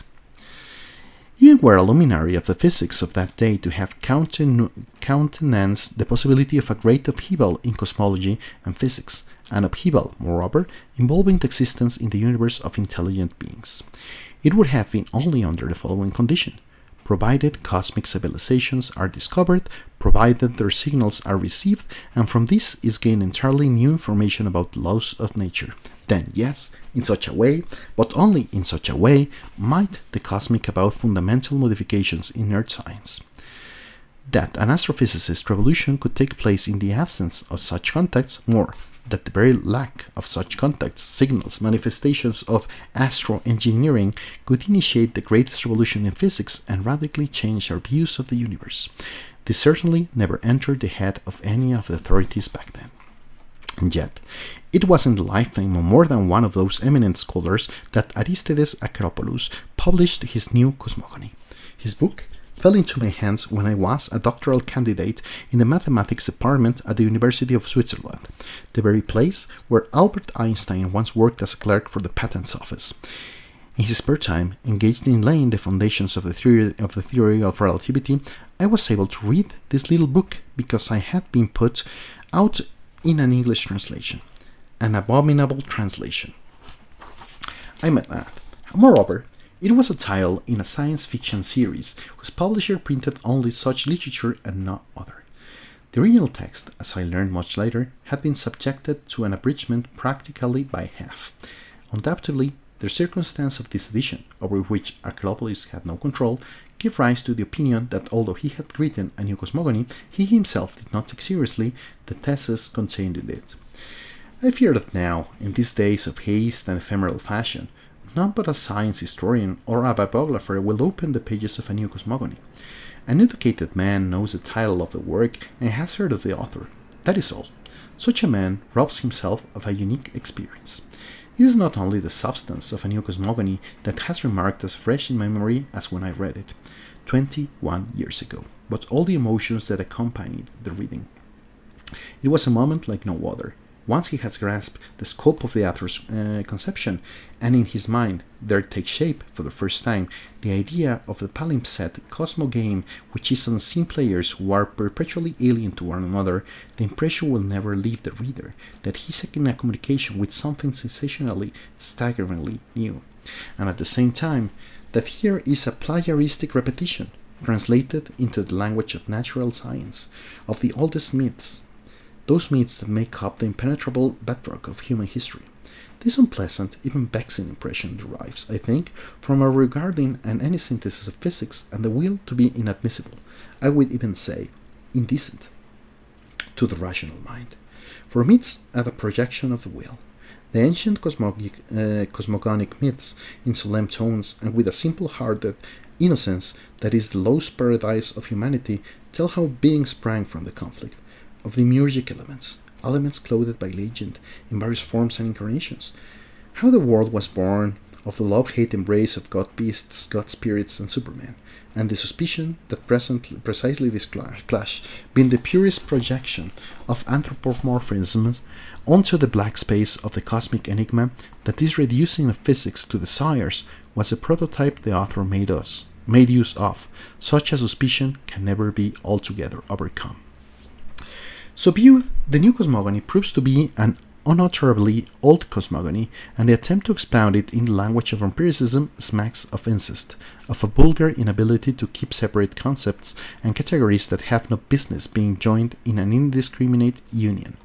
The book, at the time, found its way into the hands of a few prominent thinkers, and I know how having heard as much from more than one, that it was read with impatience, irritation, and a contemptuous shrug. Probably no one read it through to the end.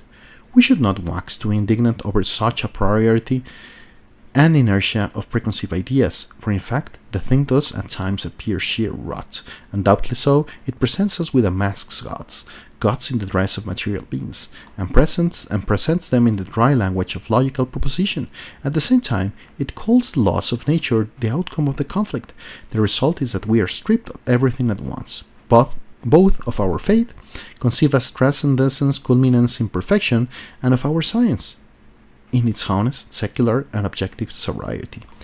In the end, nothing is left us. All premises on either side reveal themselves to be completely inapplicable. One gets the feeling that one has to be dealt with barbarously, wrapped in the context of a mystery neither religious nor scientific. The devastation that this book produced in my mind I cannot describe. Certainly, the obligation of the scholar is to be a doubting Thomas in science. He may challenge its every assertion, but surely it is not possible to call into question everything at once. Acharopoulos eluded the recognition of his greatness, not deliberately, perhaps, but all too effectively. Completely unknown, the man was the son of a small nation. He had no professional credentials in either physics or cosmology. And finally, and this capped everything, he had no predecessors. A thing unheard of in history. For every thinker, every revolutionary of the spirit possesses teachers of some sort, whom he surpasses, but at the same time to whom he refers. This Greek, however, appeared on the scene alone, to the isolation that had to have the lot of such precursorship. His entire life is testimony. I never knew the man and know little about him. How he earned his bread was even a matter of indifference to him. He wrote the first version of A New Cosmogony at the age of 33, already a doctor in philosophy, but could not publish it anywhere. The failure of his idea, the failure of his life, he bore stoically. He quickly abandoned his effort to publish A New Cosmogony, realizing their futility. He became a janitor at the same university where he had earned the doctorate for his brilliant work on the comparative cosmogony of ancient peoples. Then, he was a baker's assistant for a water carrier, and in the meantime studied mathematics through a correspondence course. None of those with whom he came into contact ever heard a word from him about A New Cosmogony. He was secretive and, to all accounts, without regard for those closest to him or for himself. Now, this very lack of regard in uttering things to the highest degree profane with respect both to science and to faith. This piracy, this universal blasphemousness that sprang from intellectual courage, could not but cut off all readers from him. I imagine that he accepted the offer of the English publisher much as a castaway on a desert island throws into the waves of the sea above with a call for help inside. He wished to leave something behind, some trace of his idea, because he was certain of its truth. Mutilated as it is by a paltry translation and senseless cuts, A New Cosmogony is an awesome work. In it, Acharopoulos overturns everything, absolutely everything, that science and faith have established over the course of centuries. He leaves a waste strewn with the rubble of the notions he has smashed, in order, then, to set to work from the beginning, that is, to build the universe anew. Muchísimas gracias, Carlos H.O. Saludos y un abrazo. No, Ángel, no hay examen. Se hizo la verdad fuerte. Volumosi. Vamos a seguir acá. Dice: This hair-raising spectacle puts us on the defensive. The author has to be, we think, either a complete madman or a complete ignoramus. His academic titles simply cannot be believed. Those who dismiss him in this way regain possession of their mental equilibrium. The only difference between me and all the other readers of A New Cosmogony was that I was unable to do so. He who does not reject the book in its entirety, from the first syllable to the last, is lost. He will never free himself from it. Here, if ever, there was one in an excluded middle. If Acharopoulos is not a lunatic and not a dunce, then he must be a genius. It is not easy to accept such a diagnosis. The text changes continually before the reader's eyes. he cannot help noticing that the matrix of the conflict encounter, that is, of the game, is the formal skeleton of a religious faith that has not complete cast of Manichaean elements, and where in the religion with no vestige of those? Where is religion with no vestige of those? By inclination and training, I am a mathematician. It was on account of Archaeopoulos that I became a physicist. I am quite sure that any contact I might have had with physics would have been delusory and tenuous, but for this man, he converted me. I can even point to the place in the new cosmogony that accomplished this. I refer to the section 7th of the 6th chapter of the book, the one which speaks of the marblements of the Newtonians, the Einsteins, the Janses, the Eddingtons, and the fact that the laws of nature were amenable to mathematical expressions, that mathematics, the fruit of the pure exercise of the logical mind, could prove a match for the universe. Some of those great, like Eddington and Jeans, believed that the Creator himself was a mathematician, and that was decried in the work of creation, the science of this, his characteristic. Archaeopoulos observes that this theoretical physicist has put the face of such fascination well behind itself, having learned that mathematical formalisms tell either too little of the world or too much at once. Mathematics, an approximation of the structure of the universe, somehow never quite manages to hit the nail squarely on the head, but always just a little off the mark. We have considered this state of affairs to be temporary, but Archaeopoulos replies, the physicists were unable to create a unified field theory. They did not succeed in connecting the phenomena of the macro and the micro world, yet this will come. Mathematics and the world will converge, but not owing to the further reconstructions of the mathematical apparatus, nothing of the kind.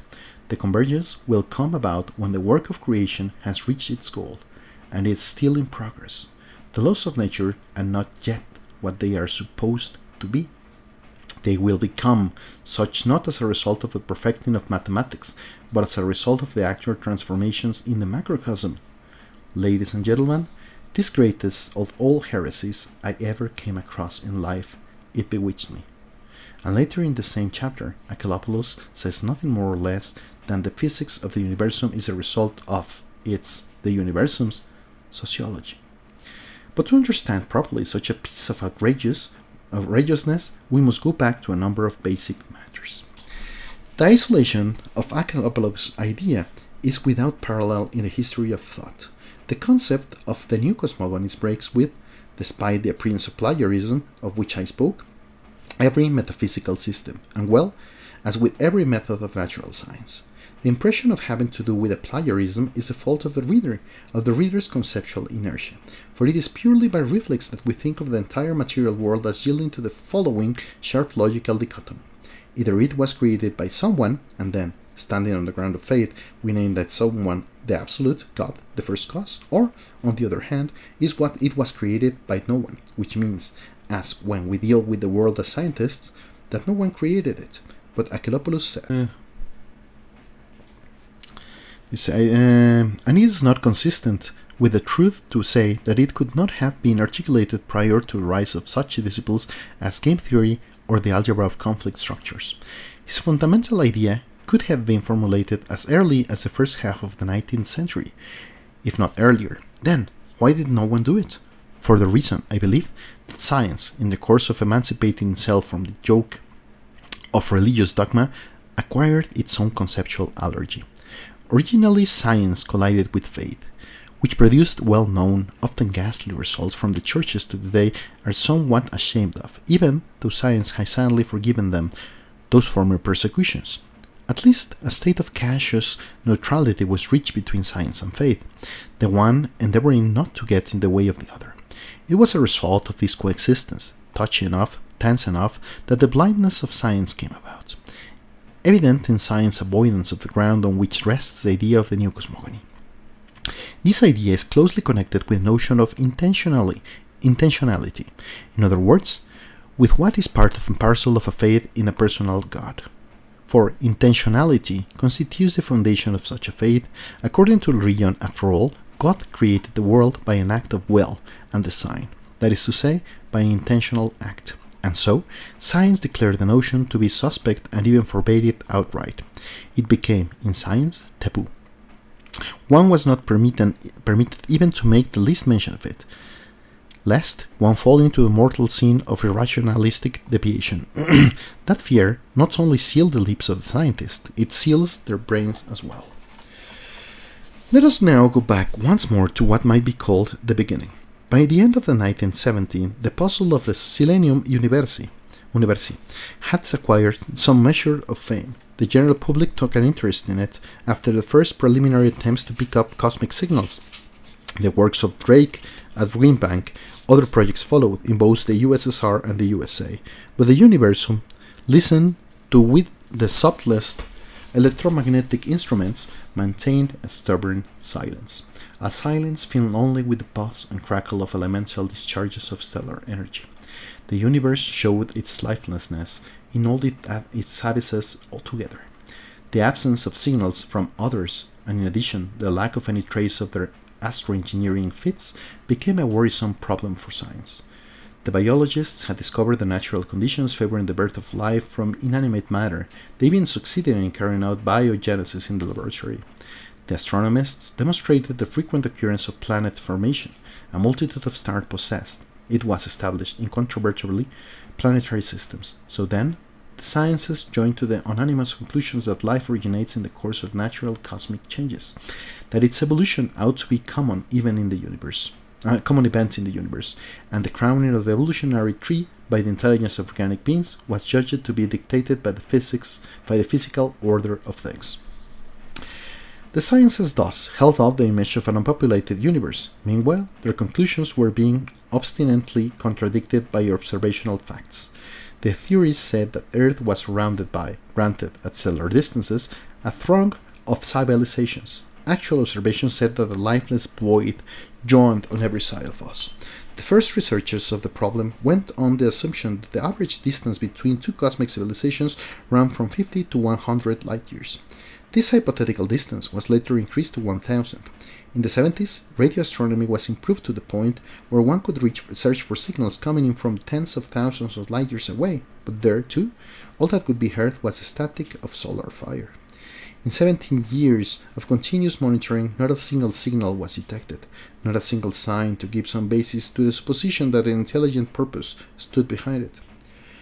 Acheropoulos then said to himself, "The facts must be true, for facts are foundation of knowledge. Can it be that it is the theories of all the sciences that are false? That organic chemistry and biochemical synthesis and biological, both theoretical and evolutionary, and planetology and astrophysics have been, every last one, in error? No, they can all be so very much mistaken. And therefore, the facts that we observe, that we do not observe, clearly do not contradict the theories. What we need is a representation of a set of data and of the set of generalizations. This synthesis, Acheropoulos undertook. The age of the universe and its size had been revised by Earth scientists several times in the course of the 20th century. The direction of the changes was always the same. Both the antiquity and the dimensions has been underestimated.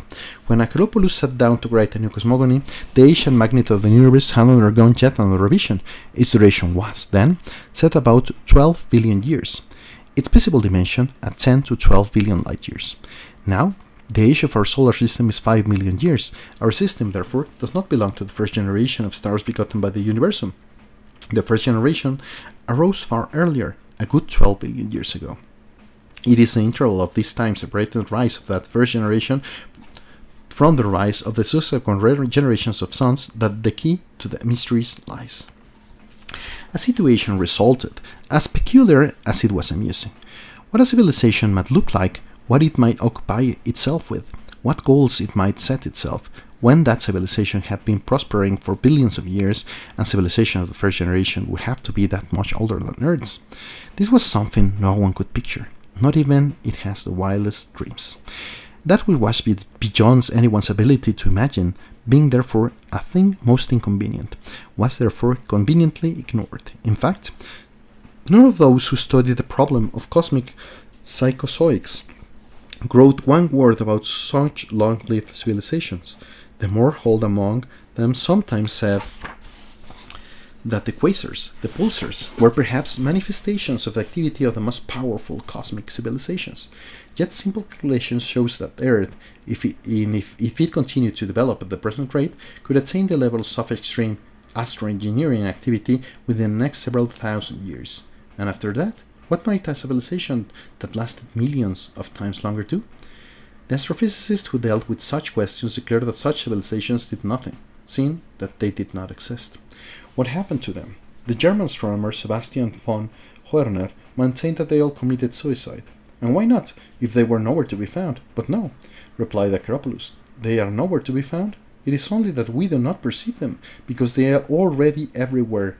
That is, not they, but the fruit of their labor. 12 billion years ago, then yes, at that same time space was without life, and the first seeds of life quickened in it, on the planets of the first stellar generation. But after a passage of aeons, nothing was left of that cosmic priorium.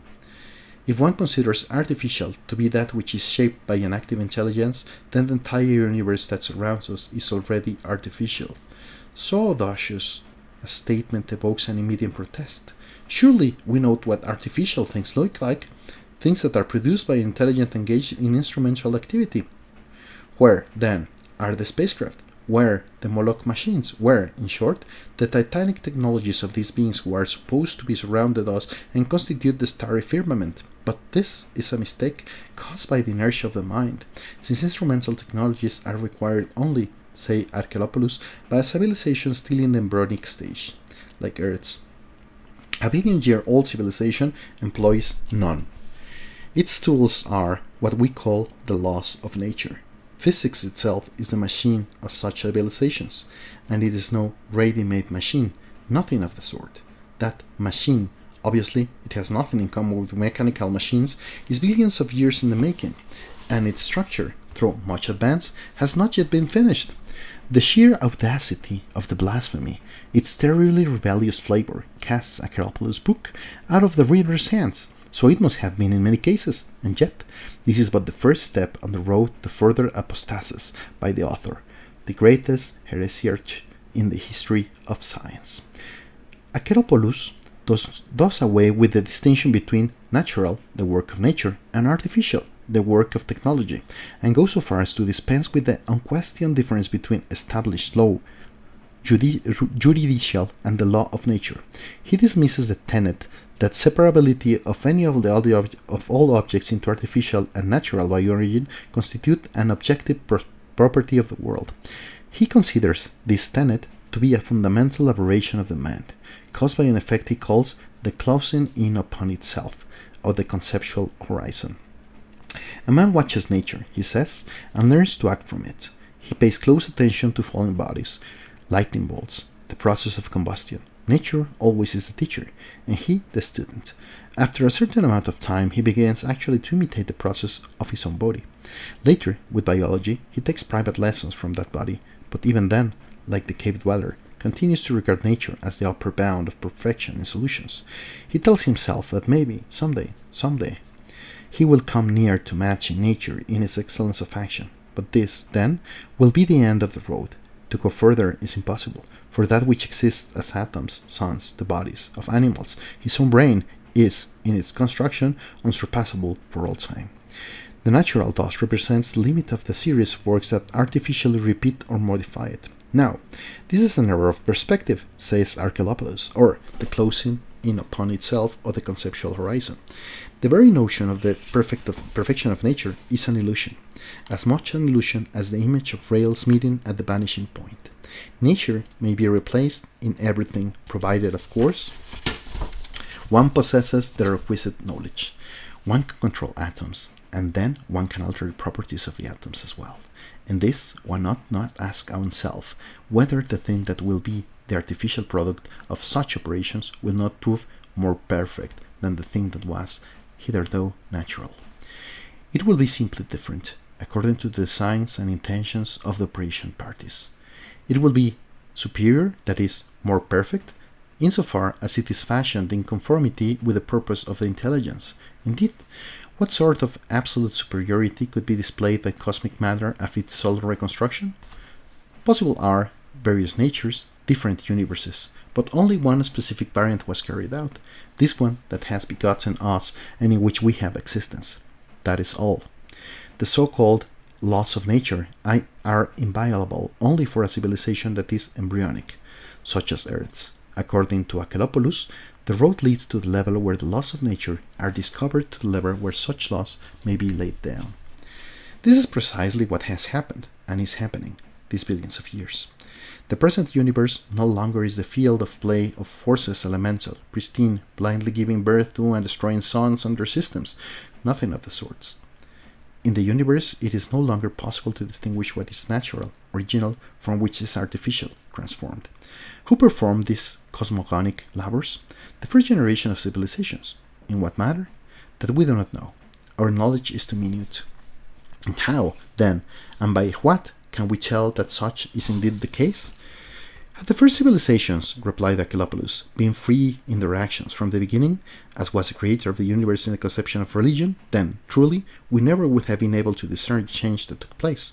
God, after all, created the world, said the religions, throughout a pure act of will, in complete freedom. But the situation in which the intelligence found itself was different.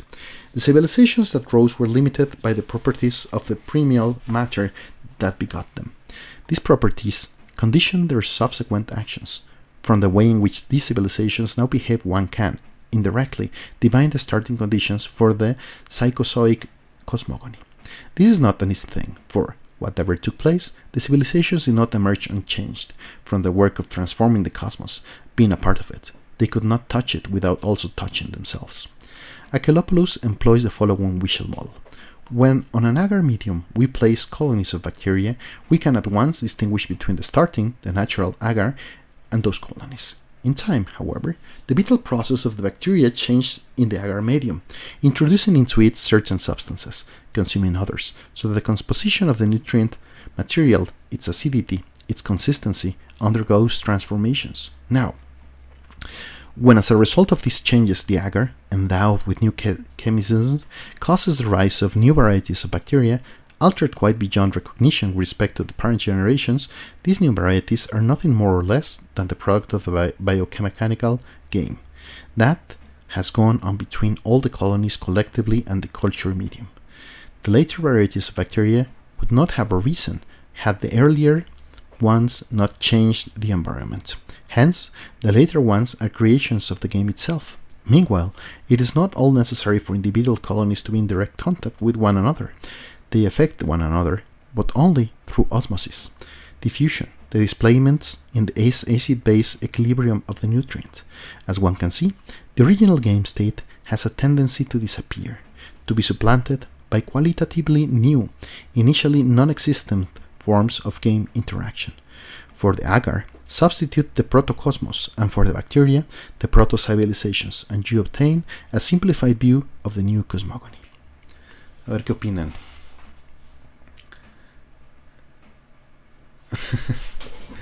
son libros que no existen.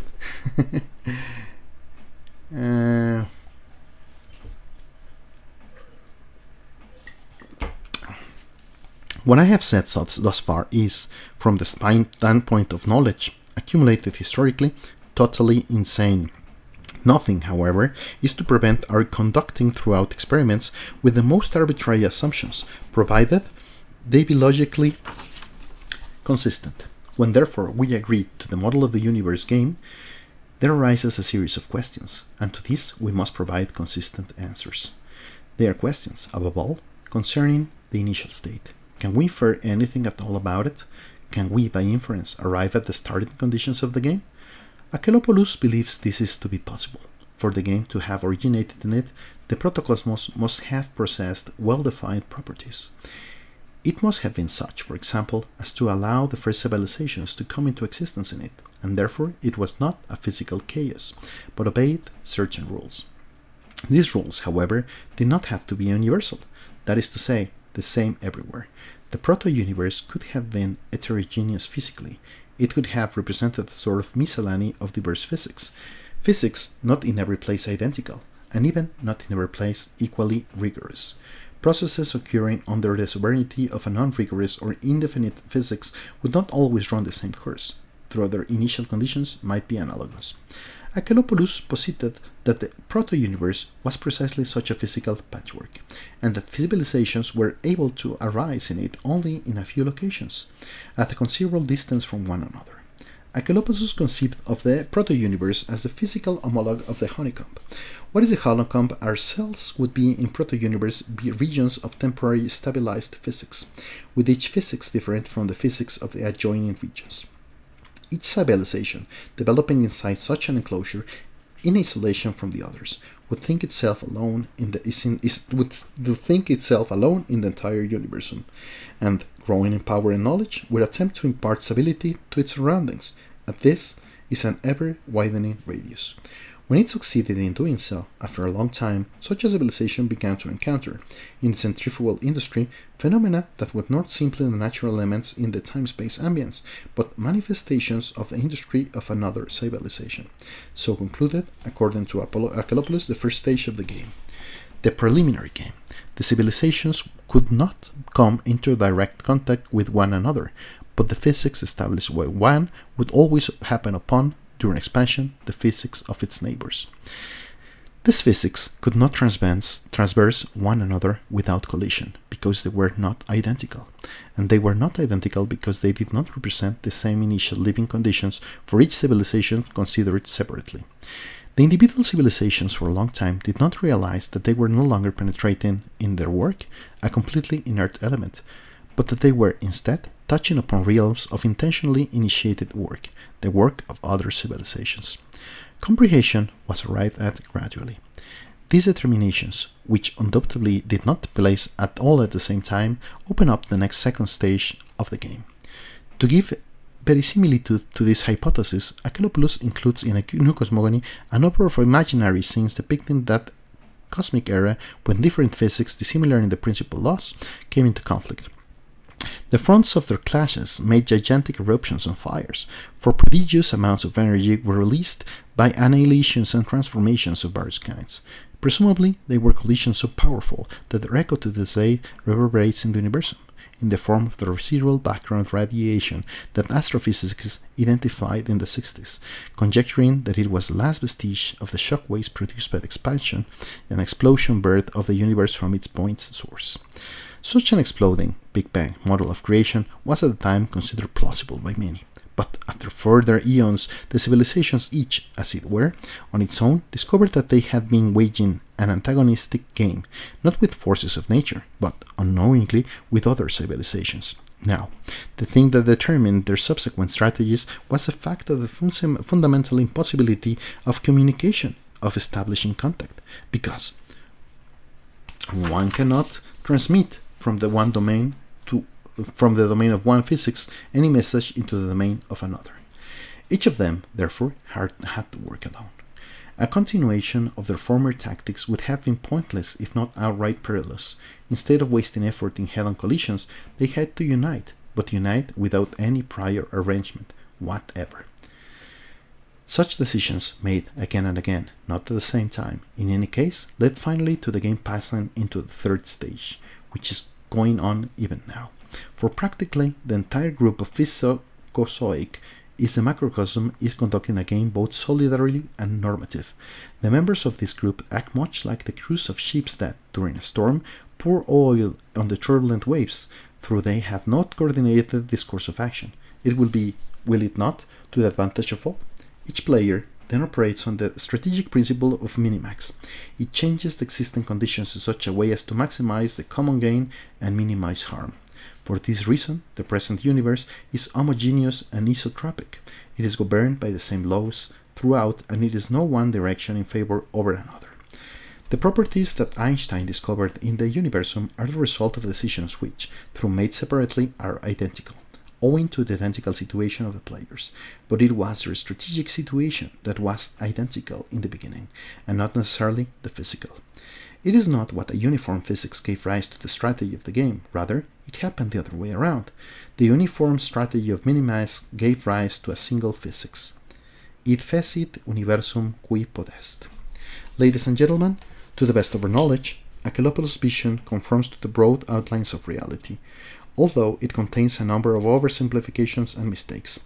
Acheropoulos postulated that within the context of different physics, they could only originate the same type of logic. For if civilization A1 begotten its in cosmic cell A had a logic other than that of civilization B1 arising in cell B, then both would not have been able to employ the same strategy and thereby unify their physics. He postulated then that non-identical physics could nevertheless cause the emergence of a single logic. Otherwise, he could not have explained what took place cosmically. In this intuition, there is a modicum of truth, but the matter is much more complicated than he imagined. From him, we inherited a plan for the reconstruction of the strategy of the game, on the principle of working backward. Taking our present physics as a point of departure, we attempt to figure out what, in the form of the decision of the players, gave rise to it. The task is made difficult by the fact that the course of events cannot be thought as a linear sequence, as if the proto-universe determined the game and the game in turn determined our present. Physics. He who changes physics changes itself. That is to say, he creates a feedback loop between the transformation of his surroundings and his auto-transformation. This chief danger of the game produced a number of tactical maneuvers on the part of the players, for they must have been aware of it. They strove for the transformations as one not be radically universally. In other words, to avoid universal relativism, they made a hierarchical physics.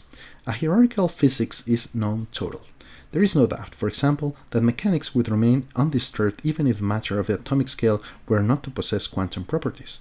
This means that the individual levels of reality have limited sovereignty, that not all the laws of a given level need to be preserved in order that the next level above it to have existence. It means that physics may be changed a little at a time, and that not every change of a set of laws amounts to changing all of the physics on all its levels of phenomena.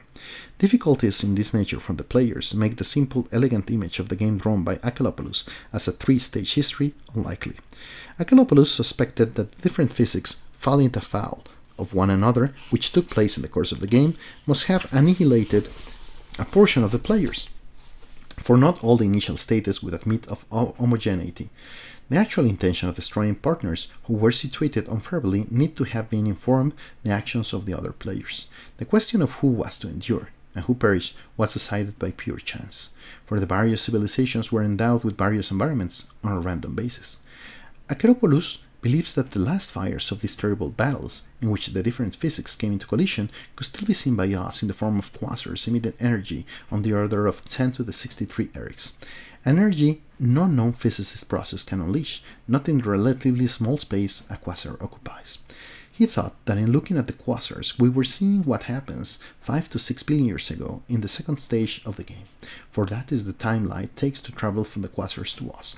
He was mistaken in this hypothesis. The quasars we consider to be phenomena of another order. It must be realized that Acheropoulos lacked the data that would have enabled him to revise such views. A complete reconstruction of the initial strategy of the players is for us impossible. We can look back only to where the players proceeded. To put it crudely, more or less as they do today. If the game possessed actual points necessitating a fundamental change of strategy, our retrospection cannot go back beyond the first such point, and consequently you can learn nothing definite about the proto-universe that produces the game. However, when we look upon the present universe, we discern it embodied in its structure the basic canons of the strategy employed by the players. The universe is constantly expanding. It has a limited velocity, or barrier, set by light. The laws of its physics are indeed symmetrical, but that symmetry is not a perfect one. The universe is constructed hierarchically and coagulatively, being composed of stars that concentrate in clusters, which in turn make galaxies, which are grouped in localities of condensation, and finally, all these condensations make a metagalaxy. In addition, the universe possesses a total asymmetry of time. Such are the basic features of the structure of the universe, and for each of these we find a profound explanation in the structure of the cosmogonic game, a game that allows us to understand also why one of the principal canons must be the observance of the Silentium Universi. And so, why is the universe arranged precisely in this way? The players know that in the course of stellar evolution, new planets and new civilization must come into being. Therefore, they see to it that these candidates for future players, the young civilization, cannot disturb the equilibrium of the game. For this reason, the universe expands. Since it is only in such a universe, despite the fact that new civilizations are continually emerging in it, that the distance separating them remains permanently vast. Communication leading to collaboration, to the rise of a local coalition of new players, could still take place even in an expanding universe, if later did not also build into the barrier for the speed of actions at a distance. Let us imagine a universe with a physics that permits an increase in the speed of action propagation in direct proportion to the energy invested. In such a universe, he who has at his command 5 times the energy of all the others can inform himself 5 times as rapidly of the state of the others and, with that advantage, deal them decisive blows. In such a universe, the possibility exists to monopolize control over its physics and over all other partners in the game. Such a universe might be said to encourage rivalry, energy competition, the acquisition of power. Now, in the real universe, in order to exceed the speed of light, one needs energy that is infinitely great. In other words, it is altogether impossible to break that barrier. And therefore, in the real universe, the stockpiling of energy does not pay. The reason behind this asymmetry in the flow of time is similar. If time were reversible, and if the reversing of its course could be realized by dint or sufficient investment of resources and power, again, it would be possible to dominate one's partners. In this case, through the accumulation of their every move. And so, a universe that does not expand, as well as a universe without a barrier of speed, and finally, a universe with reversible time, do not allow a full stabilization of the game, whereas the whole object was to stabilize it, and stabilize it normatively. To this end, do the moves of the players then incorporated into the structure of matter, it is clear, surely, that the preventing of all perturbation of all aggression by the established physics is a measure far more certain and far more radical than any other means of prophylaxis. For example, the use of laws imposed, of threats, surveillance, coercion, restriction, punishment. The result is that the universe constitutes an absorption screen against all who attain the level of the game where they can become full-fledged participants in it, for they meet with rules to which they must submit. The players have rendered impossible for themselves semantic communication. They make themselves understood by methods that preclude the breaking of the rules of the game. The established unity of physics in itself testifies to the mutual agreement. The players have rendered impossible any effective semantic communication by creating and preserving between themselves such distances that the time taken to acquire strategically operative information about the state of the other players is always greater than the time of the operativeness of the present tactic of the game. If, then, one of the partners were actually to converse with his neighbors, he would obtain news invariably out of date from the moment of its obtainment. Thus, in the universe there is no opportunity for the formation of antagonistic groupings, for conspiracy, for the establishment of centers of local power, coalitions, collusions, etc. For these reasons, the players do not speak to one another. They themselves have prevented it. It was one of the canons in the civilization of the game, and therefore was the cosmogony. This is the explanation of part of the mystery of the Silentum Universum. We cannot listen in on the conversations of the players because they are silent in keeping with their strategy. Sí, es muy buena parte. Estamos leyendo The New Cosmogony de A Perfect Vacuum. Estamos en el review del libro que no existe. Es un discurso que habla de un libro que no existe.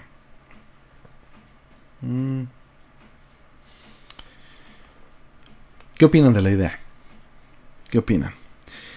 Y lo interesante es cuando fue escrito, ¿no? Dice, Acaluosus' guess was correct. His thoughtness may be seen in the pages of A New Cosmogony, in his anticipation of objections to his image of the game. This boiled down to the pointing out the monstrous disproportion between the billions years labor that went into the restructuring of the entire cosmos, and the purpose of that restructuring, which is the pacification of the universe, by means of the physics built into it. What says his imaginary critic.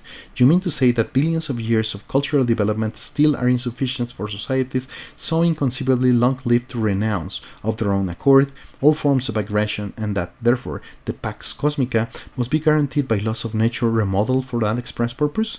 You mean to say that an endeavor that is measured in energies exceeding many millions of galaxies at once has its goals nothing but the institution of barriers and restrictions to military activity?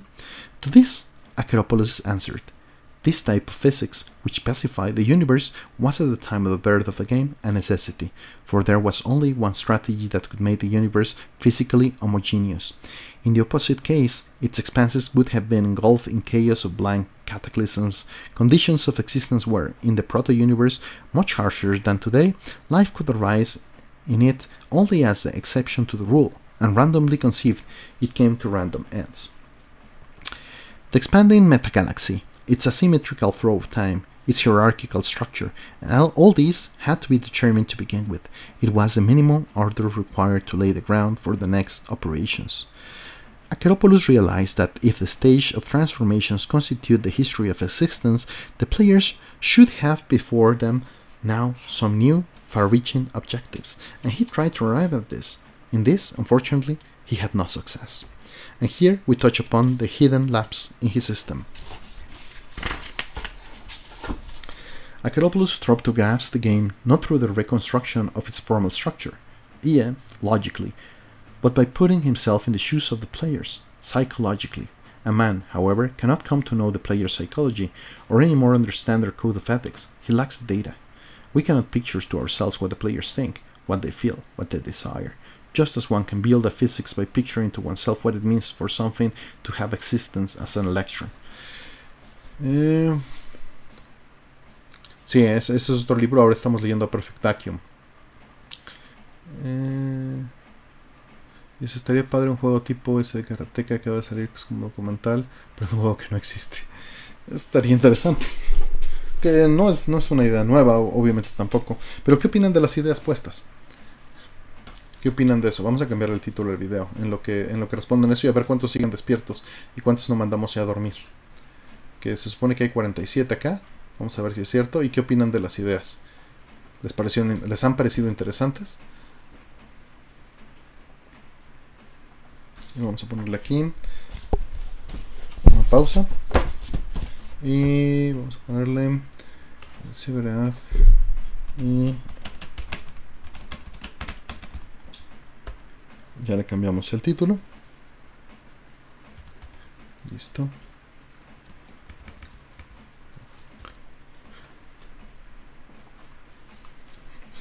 Listo.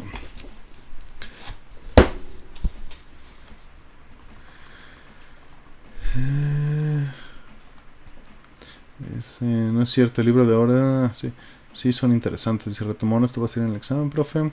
Si estamos con el Perfect Vacuum, sí. Pues no hubo más opiniones. The existential immanence of a player is, for us, as much beyond knowing as an electron existence immanence. The fact that the electron is a lifeless particle of the processor of matter and that the player is an intelligent being, hence, presumably, such as we, has no real significance. I speak of a lapse in Acheropoulos' system, because at one point, a new cosmogony, Acheropoulos states quite clearly that the motives of the players cannot be reproduced on the basis of introspection. He knew this, yet still succumbed to the style of thinking that has shaped him, because philosophers attempt first to understand and then to generalize. For me, however, it was obvious from the start that to create a model of the game in this way was inadmissible. The understanding approach presupposes a view of the whole of the game from without, that is, from an observation point that does not exist and never will. Intentional action should not be equated with psychological motivation. The ethics of the players should not be taken into consideration by the analyst of the game, just as the personal ethics of military leaders need not be considered by the battle historian who studies the strategic logic of frontline moves during a war. The model of the game is a decision structure conditioned by the state of the game and the state of the environment. It is not the resultant vector of an individual code. Values, wants, whims, or normally held by the separate players. That they play the same game does not in the least mean that in any other respect they must be similar. they could be so more similar than a man is to a machine when both play chess. Thus, it is entirely plausible that there exist players who are not alive in the biological sense, having arisen in the course of some non-biological development, and players too who are the synthetic product of an artificially engendered evolution. But considerations of this sort have no rightful place in the theory of the players. Archaeopoulos' most troublesome dilemma was the Silentium Universi. His two rules are generally known. The first says that no civilization of a lower order can find the players, not only because they are silent, but also because their behavior in no way stands out against the cosmic background, and this because it is that very background. The second rule of Archaeopoulos says that the players do not approach the younger civilization with communications of a solicitous or advisory nature, because they cannot specifically address such communications, and without an address they do not wish to broadcast. In order to send information to a particular address, one must first know the state in which the addressee finds himself, but this very thing is prevented by the first principle of the game, which establishes a barrier to action in time and space. As we know, any information that is acquired about the state of another civilization must be a total anachronism at the moment of its reception. In establishing these barriers, the players thereby made it impossible for themselves to learn the states of other civilizations. On the other hand, the sending of communications without an address, a directionless broadcast, invariably produces more harm than good. Archaeopoulos demonstrated this with an experiment. He took 2 rows of cards. On one, he wrote down the latest scientific discoveries of the 60s. On the other, dates of the historical calendar in a 100-year range, 1860 to 1960. Next, he drew pairs of cards. Pure chance matched up the discoveries with the dates. This was to simulate the directionless sending of information. In truth, such a transmission hardly ever, if of positive value, to the receiver. In most cases, the arriving communication is either unintelligible, the theory is relativity in 1860, or unusable, the theory of lasers in 1878, or outright harmful, the theory of atomic energy in 1939. Therefore, the players maintain their silence because, according to Archaeopoulos, they wish the younger civilizations well. A ver. Grato grabar la repetición. Dice Juanjo. ¿Cómo estás, Juanjo? Dice lo de que los jugadores están escondidos y por eso no podemos tener contacto con otras formas de vida. Me recordó el juego de mesa Illuminati, dice Alejandro. Bueno, no están escondidos necesariamente, pero entiendo. Hola, Planeta dice exacto. A veces siento que el género de sci-fi en cine mainstream anda como 40 años atrasado. Pues sí, es lógico también. Esto podría ser la serie actual, no se siente nada antiguo. Me sorprende cómo es que alguien llegó a imaginarse algo así en ese entonces. Es correcto, Reini, es correcto. Buenas noches a todos, otra vez aquí saludando, disfrutando, excelente entretenimiento. Pues regrésale, Juanjo, regrésale. Entonces, dice, such a line of reasoning brings in ethics and is therefore no longer sound. The assertion that a civilization must become more perfect ethically the more developed it is instrumentally and scientifically immediately is introduced into the theory of the game from the outside. But the theory of a cosmogonic game cannot be so constructed. Either the Silentium universally follows inescapably from the structure of the game, or the very existence of the game must be called into question. Ad hoc hypothesis cannot save its credibility. Archaeopoulos was well aware of this. The problem vexed him far more than the total neglect that he had suffered. He adds to the moral hypothesis others, but no number of weak hypotheses can substitute from one that is strong. At this point, I must speak about myself. What did I contribute as a continuator of Archaeopoulos? My theory derives from physics, and ends in physics, but does not itself belong to physics. Obviously, had it resulted in physics from which I derived it, it would have been a wordless exercise in tautology. The physicist, to date, has conducted himself like a man, observing moves on a chessboard who knows already how each piece works but does not think that the moves of the pieces are tending towards any goal. The cosmogonic game proceeds differently than that of chess, for in the rules change, that is, the manner of the moves, and the pieces themselves and the board. This is why my theory is not a reconstruction of the entire game as it has transpired from its inception, but only of its final part. My theory is but a fragment of the whole, and therefore something like a recreation, based on an observation of chess, of the principles of a gambit. Who has acquired himself with the principle of a gambit knows that a valuable piece is sacrificed in order that something yet more valuable be gained later on. but he may not necessarily know that the highest gain of all is made. From the physics we have at our disposal, it's impossible to induce a coherent structure of the game, or of even a part of it. It was only when I had followed Archaeopoulos' intuition of genius and made the assumption that our present physics needed to be completed that I was able to reconstruct the general lines of the play in progress.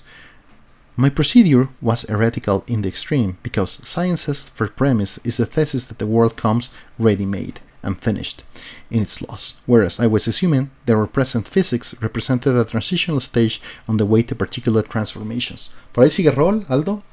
Ya se fueron a dormir. The so-called universal constants are not constants. Boltzmann constant specifically is not invariable. This means that although the end state of every initial order in the universe must be disorder, the rate of increase in chaos may nevertheless be subject to changes brought by the players. It would appear, this is merely a supposition, not a deduction from the theory, that the players produce the asymmetry of time by a fairly brutal measure, as if they had been in a hurry, on the cosmic scale, of course. The brutality lies in the behaving made the gradient of increasing entropy extremely steep. They use the strong tendency of disorder to increase the institute in the universe a single order. If, since that time, everything goes from harmony to disharmony, the model as a whole proves to be unified, subject to a common principle, and thereby brought into a general accord. That the process of the microworld, and in principle reversible, has been known for some time. Now follows a most remarkable thing.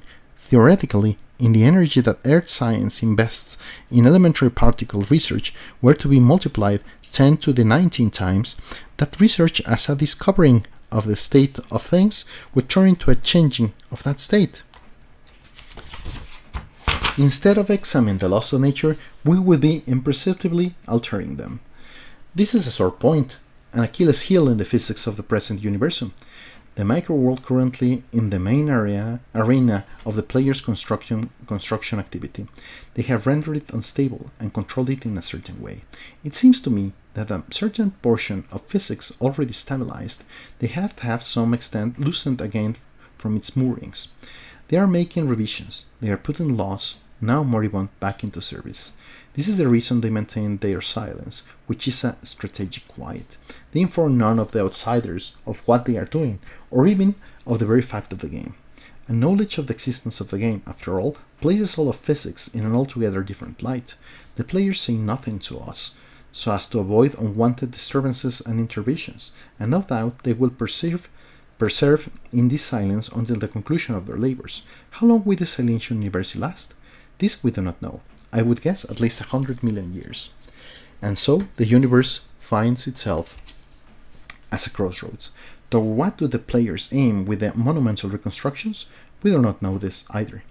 Our theory shows that only Boltzmann's constant will diminish, along with other constants, until it acquires a certain specific value that is necessary for the players. But necessary for what? We do not know.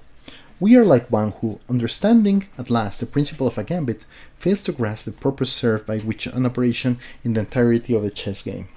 What am I going to say next goes quite beyond the frontier of our knowledge. We have a true embarrassment of riches in the wide variety of hypotheses that have been put forth over the last few years. The Brooklyn group of Professor Baumann holds that the players wish to close up the rift of the reversibility of the phenomena, which yet remains. While the plate of matter in the domain of the elementary particles, some contend that the weakening of the entropy gradients has as its goal the universe improved adaptiveness for the phenomena of life, and even that the players are working for the psychozoicization of the entire cosmos. These are, in my opinion, hypotheses bold to an excess, particularly in their resemblance to certain anthropocentric ideas.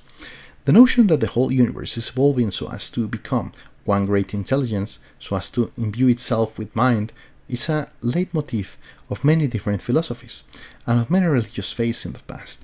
Professor Benoit has expressed the opinion in this intentional cosmogony that several of the players nearest Earth, one of which may be located in the Andromeda Nebula, have not coordinated the moves optimally, and hence Earth remains in a sector of physics oscillation. This would mean that the theory of the game does not at all reflect the tactics of the players at the present stage, but only a local, rather random recess of it. A certain popularizer has claimed that the Earth finds itself in a region of conflict. Two neighboring players have undertaken a form of guerrilla warfare through the covert alteration of the laws of physics, and this accounts for the changes in Boltzmann's constant. The thesis that the players say weakening the second law of thermodynamics is currently very much in vogue. In connection with this, I consider interest in the view of academic A. Slices, who is the paper Logic and the New Cosmogony, draws attention to the ambiguity of the interrational between physics and logic. It is quite possible, says Sliss, that the universe, with a weakened tendency to entropy, would give rise to a very large information systems that would turn out to be very stupid. It seems likely, in the light of work of several young mathematicians, that the changes in physics already carried out by the players have led to changes in mathematics, or more precisely, in a transformation in the constructibility of non-contradictory systems of the formal sciences. From such a standpoint, it is not far to the thesis that Gödel's famous proof contained his essay showing the limits of perfection attainable in system mathematics. It is not valid universally for all possible universes, but holds only for the universe in this present state. An event that, once upon a time said 500 million years ago, Gödel's proof could not have been drawn, because then the laws governing the constructibility of mathematical systems were different from what they are today. Y así nos conectamos al stream de la semana pasada, justamente. I must confess that, as I understand the motivation of those who now are coming forward with various suppositions concerning the goal of the game, the intentions of the players, the main values supposedly authored, adhered by the them, and so forth, still I am at the same time made rather uneasy by the inaccuracy or even the misleading nature of good many such, often frivolous, suppositions. Some people now see the universe in the likeness of an apartment, which may have its furniture rearranged in a movement or two to suit the tenants. Such a cavalier attitude to the laws of physics, to the laws of nature, cannot be taken seriously. The tempo of the actual transformation is, within the scope of our lives, incredibly slow. From which follows, I hasten to add, not a blessed, but relating to the nature of the players themselves, such as the alleged longevity or outright immortality. On this head, too, nothing is known. Perhaps, as has been written, the players are not actually living beings, that is, of biological origin. Perhaps they're members of the first civilization in general, and this, from time immemorial, do not attend to the game themselves, but have instead handed it over to enormous automata of some sort, the helmsman of the cosmogony. Perhaps a great many of the proto-civilizations that initiated the game are no longer, and their role is being carried out by self-acting systems, and this makes up a percentage of the partners of the game. All these may be, but to such questions we will obtain an answer neither in a year nor, I believe, in 100. Still, we have come into the possession of a piece of definitive and new knowledge. As is usually the case with knowledge, it tells us more concerning the limitations of action than about the power. Certain theoreticians today maintain that the players, if they so desired, could remove the limit of the position of measurement which is imposed upon them by Heisenberg's relation of uncertainty. Dr. John Kamat has put forward the idea that the uncertainty relation, el principio de incertidumbre, is a tactical maneuver introduced by the players on the same principle as the rule of the Silentian University, that no one may manipulate physics in a manner undesired if he is not himself a player. Even were this so, the players cannot eliminate the bonds that exist between the changes in the laws of matter and the working of the mind, for the mind is composed of the same matter. The notion that it would be possible to devise a logic or metalogic valid for all constructible universes is mistaken, and even today this has been successfully shown. I myself think that the players, well aware of the state of affairs, are encountering difficulties obviously not on our scale of measure. If the realization of the non-omniscience and science of the players should cause up alarm, since though it would be sensible of the imminent risk of the cosmogonic game, by the same token this reflection brings our existential situation unexpectedly closer to the condition of the players, for no one in the universum is all-powerful. The highest civilizations are also parts that do not fully know the whole. Roland Schuwer has gone the furthest in the advantage of whole conjectures. He states in the mind-made universe, Laws versus Rules, that the more profoundly the players transform the universe, the more markedly do they alter themselves. Change brings about what Schuwer calls the guillotining of memory, for in fact, he who transforms himself in a very radical way thereby obliterates to some extent the memory of his own past. His past prior to that operation. The players say sure in acquiring greater and greater cosmometamorphic force, power, are themselves effacing the traces of the path by which the universe has so far evolved. Creative omnipotence, taken to its limit, spells the paralysis of retrognosis. The players, if they strive to impart to the universe the property of a cradle of mind, to descend, reduce the force of law entropy. In a billion years, having lost all memory of what was with them and before them, they bring the universe to a state of which Sly spoke. With the elimination of the entropy break, there begins an explosive growth of biospheres. A great number of underdeveloped civilizations prematurely join the game and bring about its collapse. Thus, through the collapse of the game, chaos ensures, out of which, after eons, there emerges a new collective of players to begin the game anew. So then, according to Schroer, the game proceeds in a circle, and therefore the question of the beginning of the universe is meaningless. The initial image, but unconvincing. If we can foresee the inevitability of the collapse, only think of what prognosis the players are capable. Ladies and gentlemen, the crystal image of the game, carried out by intelligences billions of prospects apart who are hidden among the nebular clusters of stars, I have outlined for you, in order then to muddy in with a downpour of obscurities, opposing suppositions, and wholly improbable hypotheses. But such is the normal course of knowledge. Science currently sees the universe as a palimpsest of games endowed with a memory reaching beyond the memory of any one player. This memory is the harmony of the laws of nature, which hold the universe in a homogeneity of motion.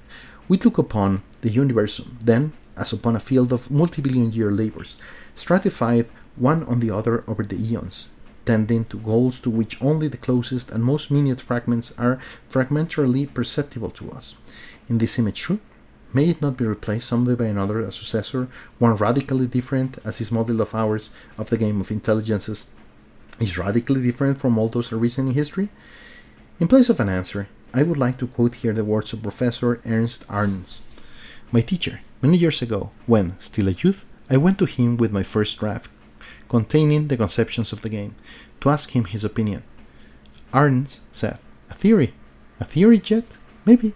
It's not a theory. Mankind is going to the stars, yes? Then, if there is nothing to it, this thing, maybe what we have here is a blueprint. Maybe it will come to pass someday. Just so." With these words of my teacher, not altogether skeptical, I think, I conclude the lecture. Thank you. Este plot twist nunca ocurrió. Dice, como en las películas donde se mezclan los hechos reales con ficticios, con esta lectura me pasa lo mismo, donde poco a poco podemos aceptar los argumentos presentados como si fueran ciertos. Entiendo, mi cerebro les da sentido, aunque la mayoría son falsos. Eso es porque somos entes que entienden a través de historias, ¿no? Todos los programas están interconectados. Pues bien, ya terminamos. Les agradezco mucho que me hayan acompañado. A los 47 que están aquí y no están dormidos, les agradezco mucho. Y bueno, pues todavía es 56. Ya nos vamos a dormir, que esta ha sido un buen rato. Fue una lectura larguita con respecto a las otras, ¿no? Pues muchas gracias, Retomón, La Cobita del Tojón, Hola Planeta, Ángel Marín. No sé si los demás anden por aquí, pero les agradezco mucho y pues que tengan buena noche y el resto de la semana todo muy bien. Cuídense, que estén bien, gracias. Giri dice, se ven interesantes, en algún momento los compré en físico para verlos bien. Va, Giri. Va, Decro, ahí me cuentas, Isagi yo. Buenas noches, Rain y Demian. Ojo dice, voy a verlo en repetición para que cuenten 2 vistas. Gracias. Gracias, Rainy. Gracias por estar aquí. Pues bien, vayan a descansar y que tengan una buena resto de semana. Cuídense mucho. Otro estima, sí, dice Eric Altamira. Bajan los views mucho. Bye bye. Quiero leer las demás historias. Aún no terminé el libro de la semana pasada. Como siempre, gracias. No es cosa para que lo leas en una semana, Mr. Newton. Abaes, mil gracias. Gracias por estar aquí. Gracias por la tril y gracias por la mesa. Gracias por el stream, dice The Crow. Eric, bye bye. Se cuidan, Cuevita, Retum, Giri, Juanjo, Ángel. Bueno, nos vemos. Y a todos los que ya se durmieron, apaguen sus aparatos, que no les caigan en la cabeza. Bye bye.